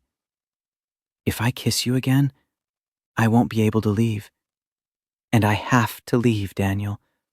For Sophie's sake, for Ethan's. This is the only way to keep everyone safe. Daniel nodded, not trusting his voice. He walked down the 3 flights of stairs, hearing her door close behind him with terrible finality. By the time he reached the street, his phone was buzzing with an email from Thomas Blackwell containing Lone Star Holdings' investment proposal. Daniel opened it with shaking hands, saw the terms, generous, clear, designed to save his company while giving Catherine oversight. He thought about Marcus's threats, about Sophie's future, about the crushing weight of pride versus practicality. He typed one word: accepted. Then he drove home, called his existing board members to schedule an emergency meeting, and tried to figure out how to explain to his daughter that Ethan and Grace were gone. That sometimes the people you love walk away to protect you, and that being left behind could be its own kind of salvation. The emergency board meeting happened 3 days after Catherine left. Daniel sat at the head of the conference table in Morgan Logistics headquarters, flanked by his 3 existing board members, all men who'd known his father, who'd watched Daniel inherit the company at 30 and build it into something respectable. They looked nervous now, uncertain about this mysterious Texas investor who'd appeared like a corporate guardian angel. Jennifer ushered in the lawyer first. Thomas Blackwell was exactly as Daniel had imagined from his voice. Late 50s, silver hair, custom suit that screamed old money without being flashy. He carried a leather portfolio and moved with the confidence of someone who'd closed billion-dollar deals before breakfast. Behind him came a man who could only be Bill Blackwood, older, weathered, with a military bearing that even expensive clothes couldn't hide. He walked with a slight limp, Daniel recognized from men who'd seen combat, and his eyes swept the room with tactical assessment. This was Catherine's uncle, the ex-Marine who'd protected her for 15 years. Marcus Hartwell sat in the corner as the 18% shareholder he'd become, arms crossed, smirk firmly in place. He thought he was watching Daniel surrender. He had no idea what was coming. Thomas opened his portfolio, sliding documents across the table. Gentlemen, Lone Star Holdings is prepared to inject $50 million into Morgan Logistics at 0 interest in exchange for a 20% equity position and 1 board seat. The terms are outlined here. You'll find them extremely favorable. One of the older board members, Silas, who'd been Daniel's father's best friend, frowned at the papers. This is very generous. Almost too generous. What's the catch? Bill spoke for the first time, his Texas drawl slow and deliberate. No catch. We invest in American companies with American values. Companies run by men of character. Daniel Morgan fits that description. Marcus leaned forward, dropping his casual pose. This is highly irregular. Who exactly are you people? Lone Star Holdings doesn't exist in any public database I can find. Thomas's smile was all professional courtesy. We're a private family investment vehicle. We prefer discretion, but I assure you, our capital is legitimate and our intentions transparent. We want Morgan Logistics to succeed. Marcus's jaw clenched. Daniel watched him calculate, seeing the hostile takeover slipping away. With 20% in Lone Star's hands, Marcus's 18% would be diluted, his leverage gone.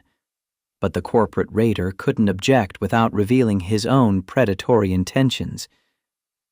I'd like to meet your client. Marcus's voice carried an edge. Any shareholder putting in this level of capital should present themselves to the board. Bill exchanged a glance with Thomas, some silent communication passing between them. Then Bill stood and walked to the conference room door. He opened it, and Catherine walked in. Daniel's heart stopped. She wore a tailored navy suit that probably cost more than most people's cars. Her hair pulled back in a severe bun, makeup flawless.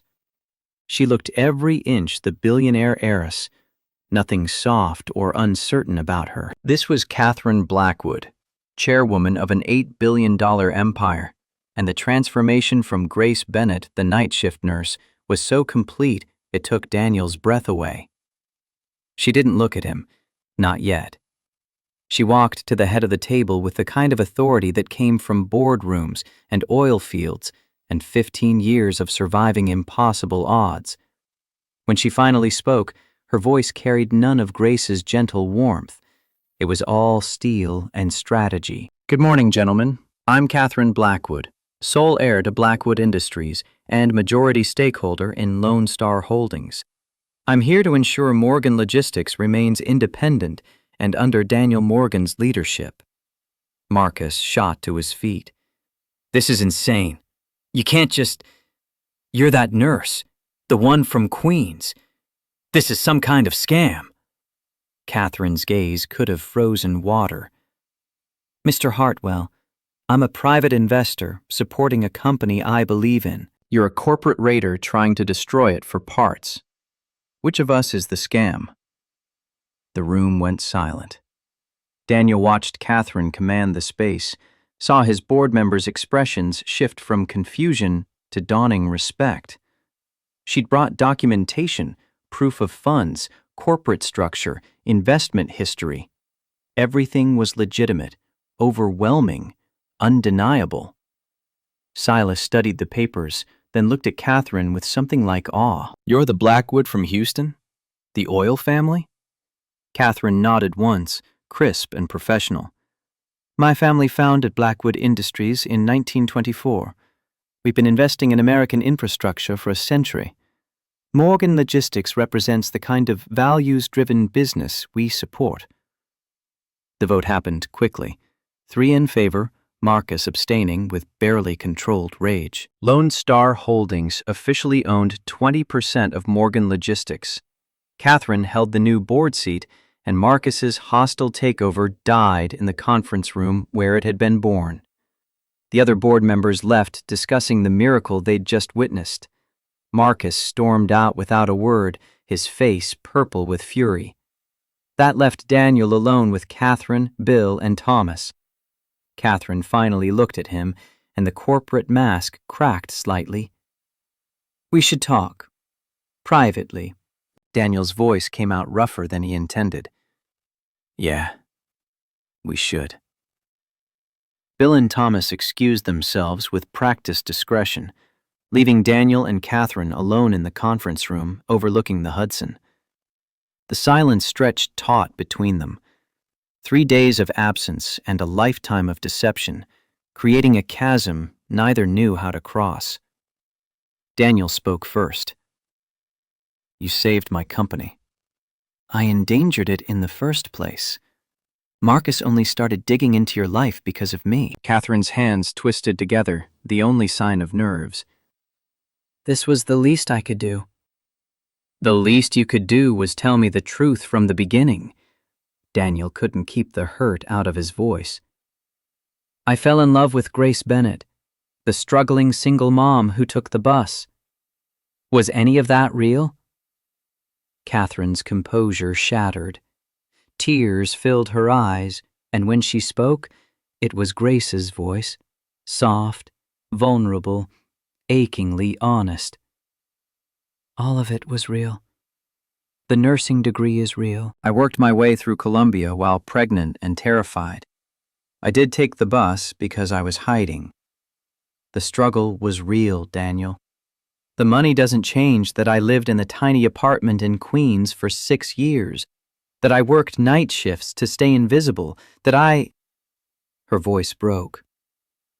"That I fell in love with you, despite knowing it was impossible." Daniel crossed the room, unable to maintain distance any longer. "Why is it impossible? Because you're rich? Because there's danger? Grace, I don't care about any of that." "You should." Catherine looked up at him, and the fear in her eyes was raw. "The Moretti boss is in prison, but his organization still exists. There could be retaliation. And the money, Daniel, I'm worth $8 billion. That kind of wealth changes everything. Changes how people see you, what they want from you, who they think you are." Daniel's hands found her shoulders, grounding them both. "I see you. Not the money, not the danger. You. The woman who saved my daughter, who told fairy tales and worked herself to exhaustion helping people. That's who I fell in love with. Whether she's Grace or Catherine doesn't matter." "It has to matter." Catherine's tears spilled over. "Because I come with bodyguards and board meetings and a life in Houston managing oil fields. I can't just disappear into your world, Daniel." "My responsibilities, then I'll come into yours." The words surprised him even as he said them. "I'll learn about oil and real estate and whatever else your empire needs. I'll hire better security for Sophie. We'll figure it out together." Catherine shook her head, but she didn't pull away. "You'd hate it. The constant scrutiny, the pressure, the way everyone wants something from you. It destroyed my parents. It's destroying me. I won't let it destroy you too." Daniel cupped her face in his hands, making her look at him. "What if loving you saves me? What if choosing this, choosing us, is the bravest thing either of us ever does?" The kiss happened without decision, pure instinct and desperate need. Catherine's arms went around his neck, and Daniel pulled her closer, pouring 3 days of grief and fear and hope into the contact. When they finally broke apart, both were crying. "I don't know how to do this." Catherine's whisper was broken. "I don't know how to be both people, Catherine and Grace. How to run an empire and be a mother and fall in love without destroying everything." "Then we learned together." Daniel's voice was steady, more certain than he felt. "Slowly, one day at a time. And we stopped running from the hard things." Catherine nodded against his chest, and Daniel held her while she cried out 6 years of hiding and 15 years of fear. Outside the conference room windows, the Hudson flowed past like it always did, indifferent to human drama. And Daniel made a choice to believe that love could be stronger than money, or danger, or all the reasons they shouldn't work. The healing happened in increments. Catherine didn't move back to New York immediately. She had responsibilities in Houston that couldn't be ignored. But she flew in every other weekend, staying in a modest hotel near Daniel's house, rather than announcing herself with penthouses and luxury. They moved carefully around each other, relearning trust, navigating the complicated geography of blended identities. Sophie's reaction to Grace's return was pure joy, followed by confusion when Daniel tried to explain that Grace was also someone named Catherine, who was very important. Sophie, with a child's pragmatic wisdom, announced that she'd just keep calling her Miss Grace because names didn't matter as much as people did. Ethan came with Catherine on the weekends, and the two children picked up their friendship like no time had passed. Daniel learned about Catherine's world in pieces.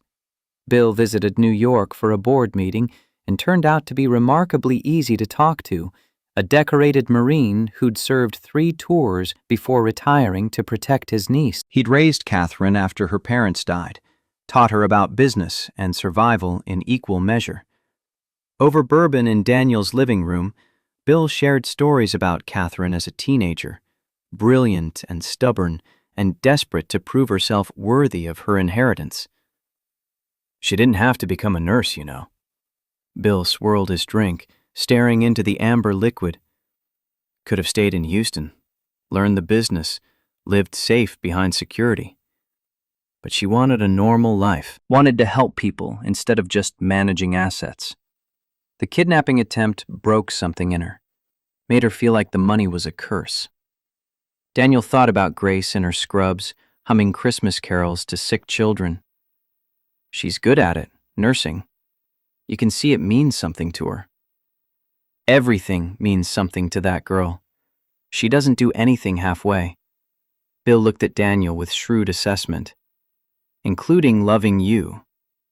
So if you're not all in, walk away now, because she's already planning how to make this work, and Catherine Blackwood doesn't fail when she sets her mind to something. Daniel met his gaze without flinching. I'm all in. 3 months into their careful reconciliation, Marcus Hartwell made his move. Not a business move this time, something uglier. He'd been quiet since the board meeting, his 18% reduced to irrelevance by Lone Star's investment. But corporate raiders didn't take defeat gracefully. The industry gala happened on a Friday night in April, a black tie affair where New York's logistics and tech sectors mingled and networked. Daniel attended because it was expected, because clients would be there, because Morgan Logistics needed the visibility. Catherine had flown in for the weekend, and he'd convinced her to come as his date, the first time they'd appeared together publicly. She wore emerald green that made her eyes luminous, her hair down for the first time since the board meeting. She'd been nervous getting dressed, worried about the attention, about what people would say when they realized the nurse from Queens was actually oil royalty. But Daniel had kissed her worries away and promised to stay by her side all night. That promise lasted 45 minutes before Marcus detonated his bomb. The gala was in full swing when the whispers started. Daniel noticed people checking phones, exchanging glances, looking at Catherine with expressions that shifted from curiosity to scandal. He pulled out his own phone and found his social media feeds exploding with a story that had gone viral in the last 10 minutes. The headline made his blood run cold. Billionaire heiress committed identity fraud. Blackwood fortune built on lies and crime family connections.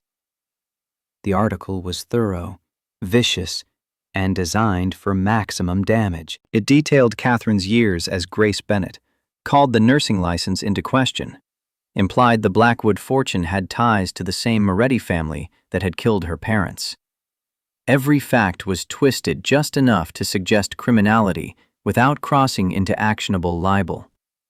Marcus's signature was all over it, the timing, the calculated cruelty, the way it positioned Catherine as both fraud and victim. He'd given the story to a tech blogger known for breaking corporate scandals, ensuring maximum spread before traditional media could fact-check. Daniel found Catherine on the terrace, phone in hand, face white as she read the article. Around them, Gala attendees whispered and stared. Some had the decency to look uncomfortable. Others seemed to relish the scandal. "We should leave." Daniel reached for her hand, but Catherine pulled away. No. Her voice was steel underneath the tremor. "I've spent 15 years running, hiding. I'm done."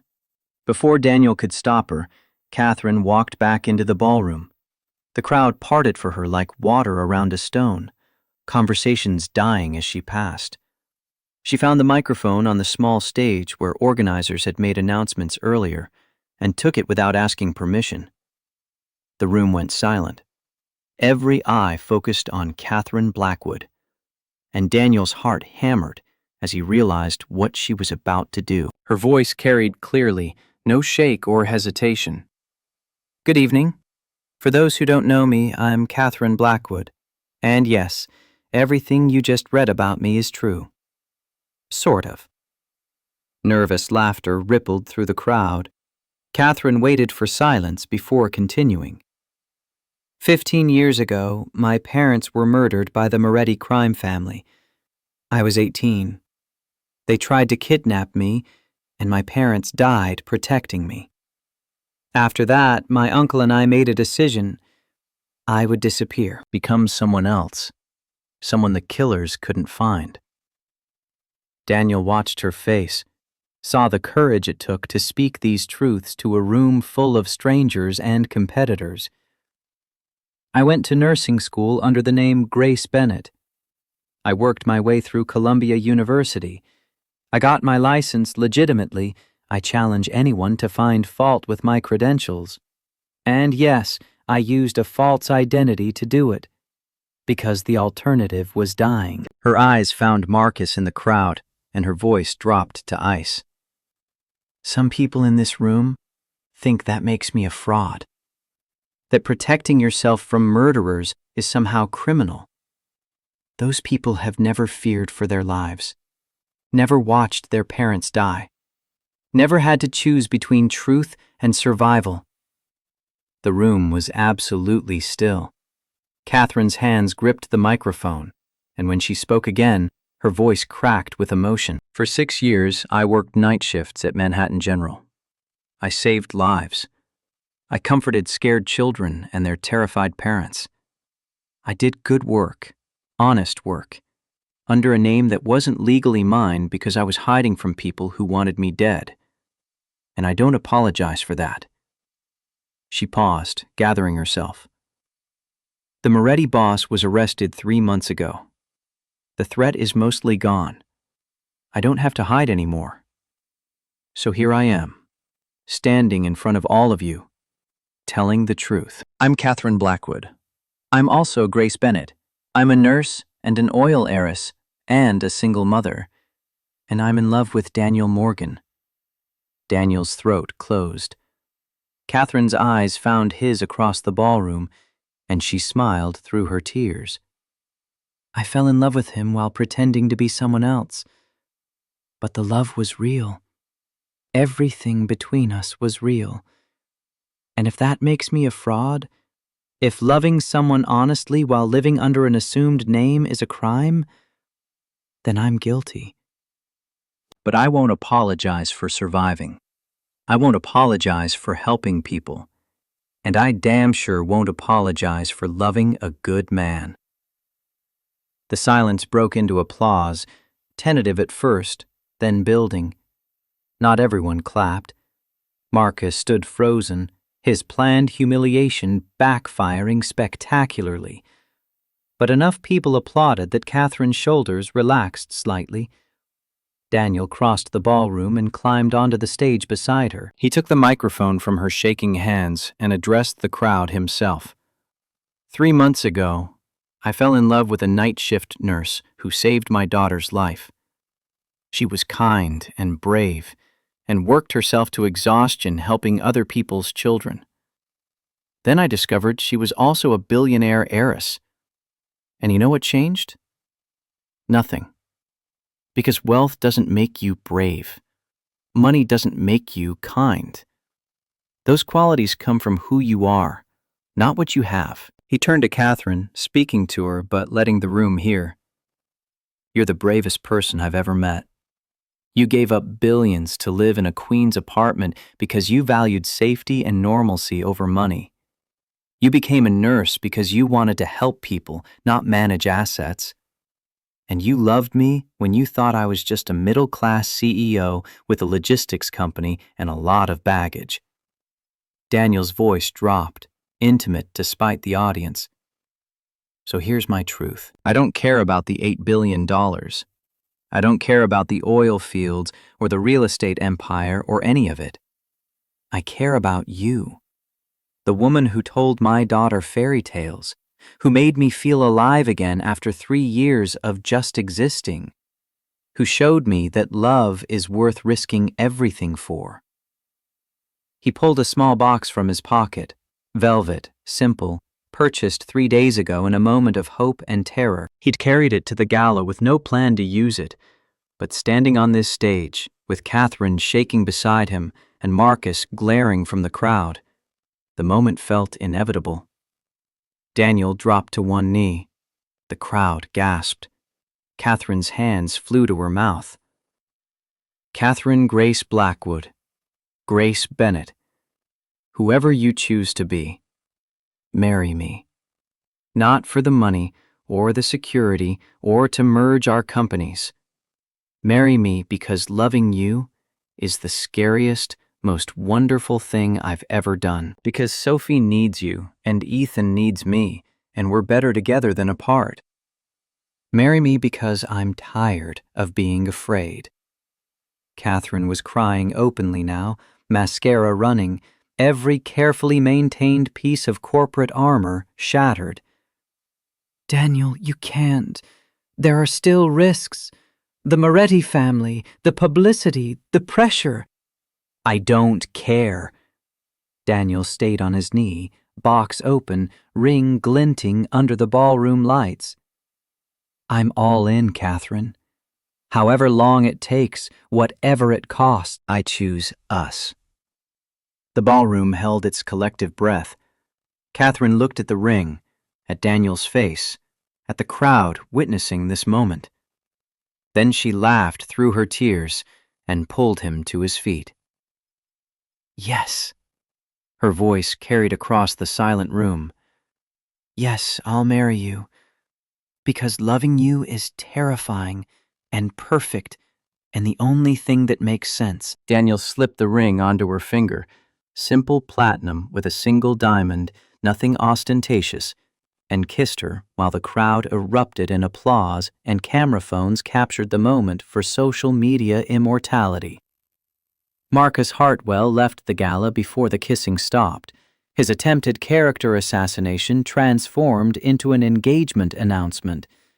Later, much later, Daniel and Catherine stood on the terrace overlooking Manhattan. The party continued inside without them. But they needed air, space, a moment to process what had just happened. I can't believe you proposed in front of 300 people. Catherine leaned against the railing, the ring catching city lights. Daniel wrapped his arms around her from behind. I can't believe you said yes. Of course I said yes. She turned in his embrace, serious now. But Daniel, you need to understand what you're signing up for. Board meetings and oil field inspections and constant security. I can't just disappear into your life. Blackwood Industries needs me. Then I'll come to Houston. Daniel had thought about this endlessly over the past 3 months. Morgan Logistics can run with good management. I'll split my time, New York for work, Houston to be with you. We'll figure it out. Catherine's expression softened. You'd really move to Texas for me? I'd move to Mars if that's where you needed to be. Daniel meant it. Sophie and I have been alone for 3 years. Having you and Ethan in our lives, even part-time, is better than all the stability in the world. They kissed again, softer this time, sealing promises made in front of witnesses and ones whispered in private. The city spread out below them, millions of lights representing millions of lives, and somewhere in that vast complexity, they'd found each other. The wedding happened 6 months later in a compromised location, upstate New York, far enough from the city to feel private, but close enough for New York friends to attend. It kept it small, despite Catherine's family connections. 50 guests total, a mixture of Daniel's business associates, Catherine's oil industry contacts, Bill's military friends, and the handful of people who knew them as individuals rather than power couple. The venue was a restored barn on a working farm, rustic and elegant in equal measure. Sophie served as flower girl in a white dress she'd chosen herself, insisting on cowboy boots underneath because Miss Catherine is from Texas. Ethan walked beside her as ring bearer, the two children holding hands and whispering to each other while guests took their seats. Daniel stood at the altar, actually a simple wooden arch decorated with wildflowers, and tried to keep his emotions under control. His best man was Silas, the board member who'd become a father figure after Daniel's own dad passed. On Catherine's side stood Bill in his dress marine uniform, walking her down the aisle with the stiff pride of a man who'd raised this woman from devastated teenager to powerful adult. The music started, strings, simple and beautiful, and Catherine appeared at the barn entrance. She'd rejected the traditional massive dress for something simpler. White lace with long sleeves, her hair loose down her back, a small bouquet of Texas bluebonnets mixed with New York wildflowers. She looked like herself. Both versions, Grace and Catherine, merged into someone whole. Daniel's vision blurred as she walked toward him.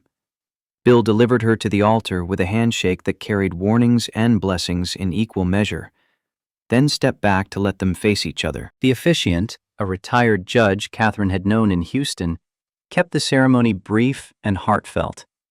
But when it came time for vows, Daniel had insisted they write their own. His voice shook as he spoke.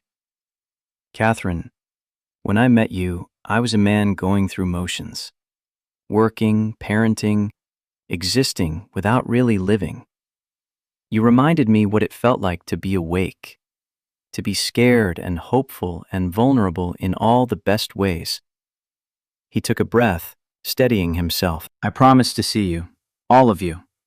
Grace, the nurse, and Catherine, the heiress, and every version in between.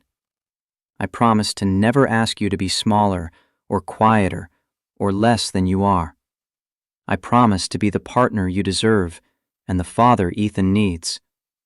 And I promise to choose us every day, no matter what comes." Catherine was crying before he finished. When she spoke, her voice carried the Texas steel underneath Grace's gentleness. "Daniel, I spent 15 years hiding. Afraid to be seen, afraid to be known, afraid that letting anyone close would get them killed. You saw me anyway. You knew me anyway. You loved me despite every reason not to." Her hands tightened on his. "I promise to stop running, to choose us instead of fear, to build a life worthy of the courage you've shown me. I promise to be the partner you need and the mother Sophie deserves. And I promise that you'll never doubt my love, because loving you is the bravest, truest thing I've ever done." The judge pronounced them married, and Daniel kissed his wife while their children cheered, and 50 people bore witness to a love that had survived identity fraud and corporate warfare and organized crime to arrive at this moment. The reception flowed with champagne and dancing and speeches that ranged from touching to hilarious. Bill's toast managed to both threaten Daniel with bodily harm if he hurt Catherine and welcome him to the Blackwood family with genuine warmth. Silas told stories about Daniel's father that had the room laughing and crying in turns. Sophie and Ethan gave a joint speech that was mostly about how happy they were to be brother and sister now, and didn't anyone care about their opinions? As midnight approached and guests began drifting away, Daniel found Catherine on the barn's back porch, staring at the stars visible beyond the city's light pollution. He wrapped a blanket around her shoulders, October in upstate New York carried a chill and pulled her close. "You okay, Mrs. Morgan?" Catherine smiled at the name. She'd taken his legally, a choice that had surprised him given her attachment to Blackwood. "I'm keeping Blackwood professionally, for the business. But personally," she turned to look at him, "I want to be part of your family. Want Sophie to see me as her stepmother without any corporate confusion. Want Ethan to share a last name with his new sister." Daniel kissed her temple. "You sure you're not going to regret giving up the oil fields and moving to New York full-time?" "Bill can run the Houston operations. I'll stay on the board, fly down monthly for meetings. But my home is with you now." She leaned into him. "Besides, I've been thinking, Morgan Logistics could use some diversification. Maybe expand into energy sector logistics. Renewable energy specifically. There's synergy there." Daniel laughed. "We've been married for 6 hours and you're already planning corporate strategy?" "I'm a Blackwood. We don't know how to stop working." But Catherine's smile was pure joy. "Although I'm willing to take a honeymoon first. Where are we going again?" "Colorado. Cabin in the mountains. No cell service, no board meetings, no corporate raiders." Daniel had planned it specifically for maximum isolation. "Just us and aspen trees and a week of pretending the world doesn't exist." Catherine sighed happily. "Perfect. But fair warning, I'm bringing work files, just in case." "I wouldn't expect anything else." They stood on the porch, wrapped in each other and the blanket, watching stars and feeling the weight of vows spoken and promises made.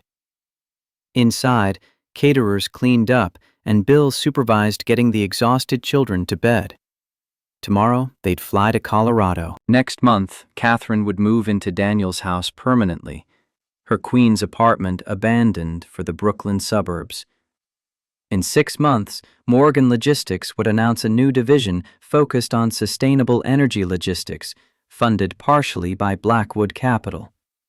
But tonight, they were just Daniel and Catherine, 2 people who'd found each other against impossible odds and chosen love over every reason not to. 6 months into marriage, Catherine woke up nauseous for the 3rd morning in a row. She lay in bed trying to determine if this was food poisoning or stress or the flu, while Daniel slept peacefully beside her. Then her mind did the math. 6 weeks since her last period, tender breasts, exhaustion that went beyond normal busy life tiredness. She slipped out of bed and into the bathroom, retrieving the pregnancy test she'd bought a week ago, but been too scared to use. 3 minutes later, she stared at 2 pink lines and felt the world tilt on its axis. Daniel found her sitting on the bathroom floor, test in hand, tears streaming down her face. He dropped to his knees beside her, panic written across his features. "Catherine, what's wrong? Are you sick? Should I call?" She held up the test, unable to form words. Daniel stared at it, processing, then let out a laugh that was half sob. "We're having a baby?"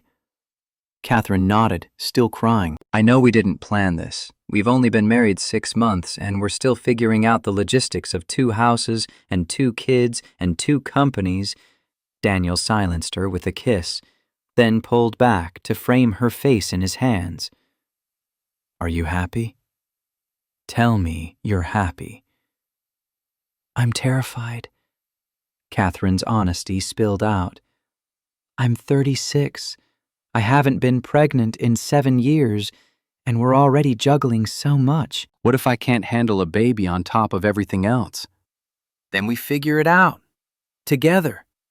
Daniel's voice was steady, certain. "Like we figure out everything else." "But Catherine, are you happy?" She took inventory of her feelings beneath the fear. Joy bloomed there, unexpected and overwhelming. "Yeah, I'm happy." They told the kids that evening over dinner. Sophie's shriek of excitement probably violated noise ordinances. Ethan wanted to know if the baby would like dinosaurs, and could he teach it about paleontology, and was 9 months really long enough for proper education? Bill's reaction came via phone call from Houston. A long silence, followed by gruff congratulations and barely concealed emotion. Catherine's extended family, aunts and uncles and cousins she'd been slowly reintegrating with, sent congratulations and offers of help. Daniel's mother flew in from Florida to cry happy tears and immediately start knitting baby clothes.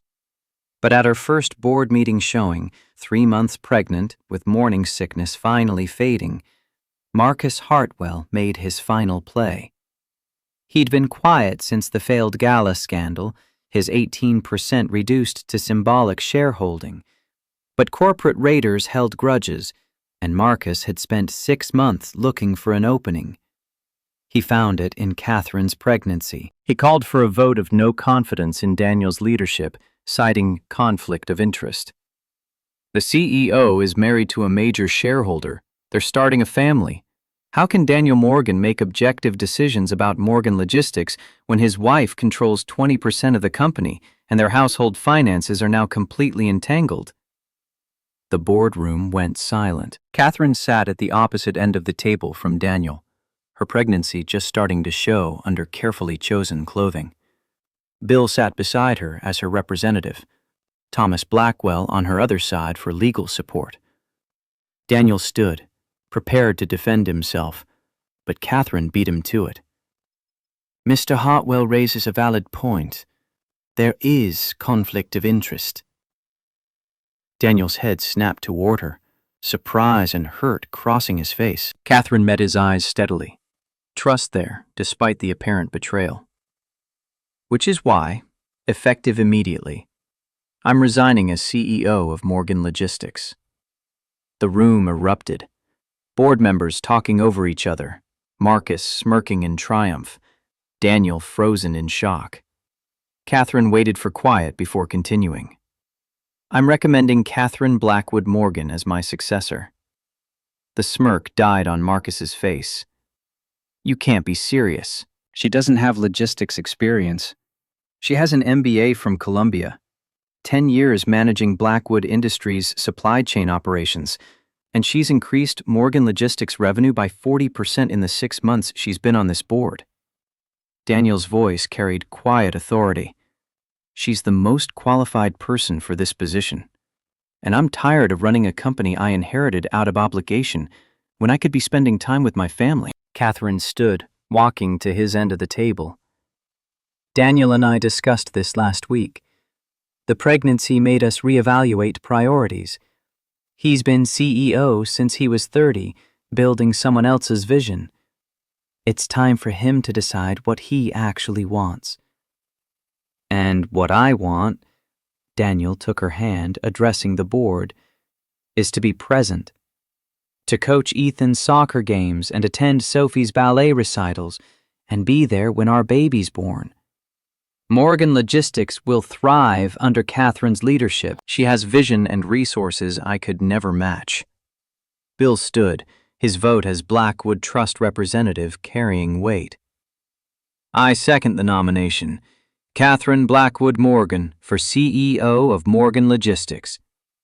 The vote happened quickly. 4 in favor, Marcus abstaining with barely suppressed fury. Catherine became CEO, and Daniel transitioned to chairman of the board, a symbolic position that let him maintain oversight without daily operational demands. Marcus left the meeting defeated, his final gambit turned against him. A month later, he'd sell his 18% stake and disappear from their lives entirely. A cautionary tale about corporate raiders who underestimated their opponents. But in the boardroom, Daniel and Catherine held hands while lawyers drafted transition documents, and they smiled at each other with the shared knowledge that they'd just chosen family over power. And it felt like winning. The baby arrived on a Tuesday morning in early spring. Catherine's water broke at a board meeting, which she claimed was poetic justice for something, though she couldn't specify what. Daniel drove her to the hospital, Manhattan General, the same ER where they'd met, while Sophie and Ethan stayed with Bill at the house, nervous and excited in equal measure. Labor was long and difficult. 20 hours of contractions and epidurals and nurses rotating shifts while Daniel held Catherine's hand and tried not to panic. She was 36, the doctors reminded them, which made this a geriatric pregnancy with additional risks. But Catherine Blackwood had survived kidnapping attempts and organized crime and corporate warfare. She approached childbirth with the same fierce determination. Their daughter arrived at 3:47 in the morning, screaming her arrival with impressive lung capacity. 7 pounds, 3 ounces, with Daniel's dark hair and Catherine's eyes and fingers that wrapped around Daniel's thumb with surprising strength. The nurse, a different woman than Grace had been, but efficient and kind, cleaned the baby and handed her to Catherine. Daniel watched his wife hold their daughter, saw tears streaming down her face, and felt his own heart crack open with love so intense it bordered on painful. Lily. Catherine's voice was hoarse from hours of effort. Lily Grace Morgan.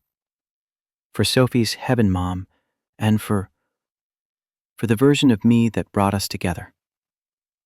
Daniel kissed her forehead, overwhelmed. It's perfect. She's perfect. They brought Sophie and Ethan to the hospital that afternoon, Bill trailing behind with his phone out taking pictures. Sophie approached the hospital bed with reverent awe, whispering questions about whether she could touch the baby. Was Lily really her sister? Could she help with diaper changes? Ethan was more pragmatic. She's really small. When can she play with dinosaurs? Catherine laughed, exhausted and radiant. Give her a few years, buddy. But I promise you'll be the first person to teach her about T-Rex. They took a family photo, all 5 of them crowded onto the hospital bed, Daniel's arm around Catherine, Sophie and Ethan carefully holding baby Lily between them. It was chaos and perfection, this blended family built from loss and love and the courage to try again. Bill sent the photo to Catherine's extended family, and within an hour, congratulations flooded in from Houston and New York and everywhere the Blackwood and Morgan families had connections. But in the hospital room, they ignored the phones and the outside world, focusing instead on the small miracle sleeping between them. 1 year later, Daniel stood in their backyard watching Sophie teach Lily to clap her hands. The baby sat on a blanket in the grass, giggling every time Sophie demonstrated, her chubby hands coming together in imperfect rhythm. Ethan built an elaborate block tower nearby, narrating a story about paleontologists discovering new dinosaur species in suburban Brooklyn. Catherine worked on her laptop at the patio table, balancing a conference call with Houston operations, while keeping one eye on the children. She'd taken 3 months maternity leave, but couldn't fully disconnect from Blackwood Industries or Morgan Logistics, both of which now operated under her strategic vision. The companies were thriving. Morgan Logistics had expanded into sustainable energy logistics. Blackwood Industries had pivoted toward renewable energy infrastructure, and the synergy between them was exactly what Catherine had predicted. Daniel brought her iced tea, kissing her temple before settling into the chair beside hers. You've been on that call for an hour. When's your break? 5 more minutes. Bill's updating me on the West Texas solar project. But Catherine closed the laptop anyway, the call already ended. How are the monsters? Teaching Lily advanced hand-eye coordination and speculative paleontology. Daniel watched their children with contentment so deep it sometimes scared him. We've come a long way from that Christmas Eve in the ER. 2 years. Catherine leaned against him. 2 years since you walked in with Sophie, and I was just Grace, the night shift nurse. You were never just anything. Daniel meant it. You were always extraordinary. I just didn't know why. The doorbell rang, unexpected since they weren't expecting visitors. Daniel went to answer it while Catherine scooped up Lily and the older kids trailed inside, curious about potential interruption. Marcus Hartwell stood on the front step, looking nothing like the corporate raider who'd tried to destroy Morgan Logistics. He was thinner, worn, holding himself with the defeated posture of someone who'd lost everything and was still processing how. Daniel's protective instincts flared. "Marcus, what are you doing here?" "I need to apologize." Marcus's voice was rough, broken. "To you. And to Catherine. For everything." Catherine appeared behind Daniel, Lily on her hip, assessment written across her face. "Come in." They settled in the living room, awkward, tense. Sophie and Ethan sent upstairs with protests. Marcus sat on the edge of the couch like he might flee at any moment, while Daniel and Catherine took the opposite love seat, united front. Marcus spoke without preamble. "I lost everything. The hostile takeover failures, the scandals. My wife left. My investors pulled out. I've been in therapy for 6 months trying to figure out why I destroyed other people's companies for sport." He looked at Catherine, genuine remorse in his eyes. "You had everything I wanted. Success, love, family, purpose. And instead of being inspired, I tried to tear it down. The identity fraud story, the board challenges. I was cruel because I was jealous." Catherine's voice was measured. "You tried to ruin my reputation and destroy Daniel's company. Why should I accept your apology?" "You shouldn't." Marcus's laugh was bitter. "I don't deserve forgiveness. But my therapist says I need to make amends where possible. So I'm here, telling you I was wrong. That you built something real while I was building nothing but acquisition strategies and hostile takeovers. And I'm sorry." Daniel studied the man who'd caused them so much pain, saw genuine brokenness there. He thought about second chances, about how Catherine had been given one when she stopped hiding, about how he'd been given one when Rachel died and he'd eventually found love again. His voice was quiet but firm. "I forgive you, Marcus." Catherine looked at him sharply. Daniel met her gaze steadily, seeing her internal struggle. Finally, she sighed. "I forgive you too. But Marcus, you need to rebuild yourself before you can rebuild anything else. Get help. Find purpose beyond acquisition, and stay away from my family." Marcus nodded, standing to leave. "Thank you. I don't expect friendship or reconciliation. Just wanted you to know I'm working on being better." He paused at the door. "For what it's worth, watching you two find each other made me realize what I was missing. Sometimes the best revenge is building something worth protecting." He left, and Daniel and Catherine sat in the quiet aftermath. Lily babbled from her playpen, oblivious to adult complications. Upstairs, Sophie and Ethan's voices drifted down as they played some elaborate game. "You forgave him." Catherine's voice carried surprise and something that might have been pride. "He's broken and trying to fix himself. I remember what that felt like." Daniel pulled her closer. "And I'm happy, Catherine. Too happy to hold grudges." They sat together, watching their daughter play while their older children laughed upstairs, and the moment felt complete, whole, like everything they'd survived had led to this quiet Tuesday afternoon in suburban Brooklyn, where two broken people had rebuilt themselves into something stronger together. That evening, after the kids were in bed and the house finally quiet, Daniel and Catherine stood on their rooftop terrace. They'd added it during renovations last year, a place to escape the chaos, to watch the city lights and remember where they'd come from. Catherine leaned against the railing, the ring Daniel had given her at the gala catching starlight. "Do you ever think about how different things could have been? If I'd never been hiding, If we'd met as ourselves from the beginning? Daniel wrapped his arms around her from behind, resting his chin on her shoulder. Would we have even seen each other? Catherine Blackwood, oil heiress, and Daniel Morgan, middle-class logistics CEO. Our worlds didn't overlap until you became Grace. Exactly. Catherine turned in his embrace. I had to lose everything to find what mattered. Had to hide to discover who I really was beneath the money and the name and the fear. You gave me that. You saw Grace and loved her, and that made Catherine worth being. Daniel kissed her softly, and you reminded me that life doesn't end with loss, that loving again isn't betraying what came before, that it's okay to be scared and hopeful simultaneously. They stood on the terrace while the city spread beneath them like a carpet of lights, each one representing a life, a story, a chance at something meaningful. Somewhere in that vast complexity, two broken people had found each other and chosen to build something whole. No regrets? Catherine's question was soft, vulnerable despite 2 years of marriage. Not a single one.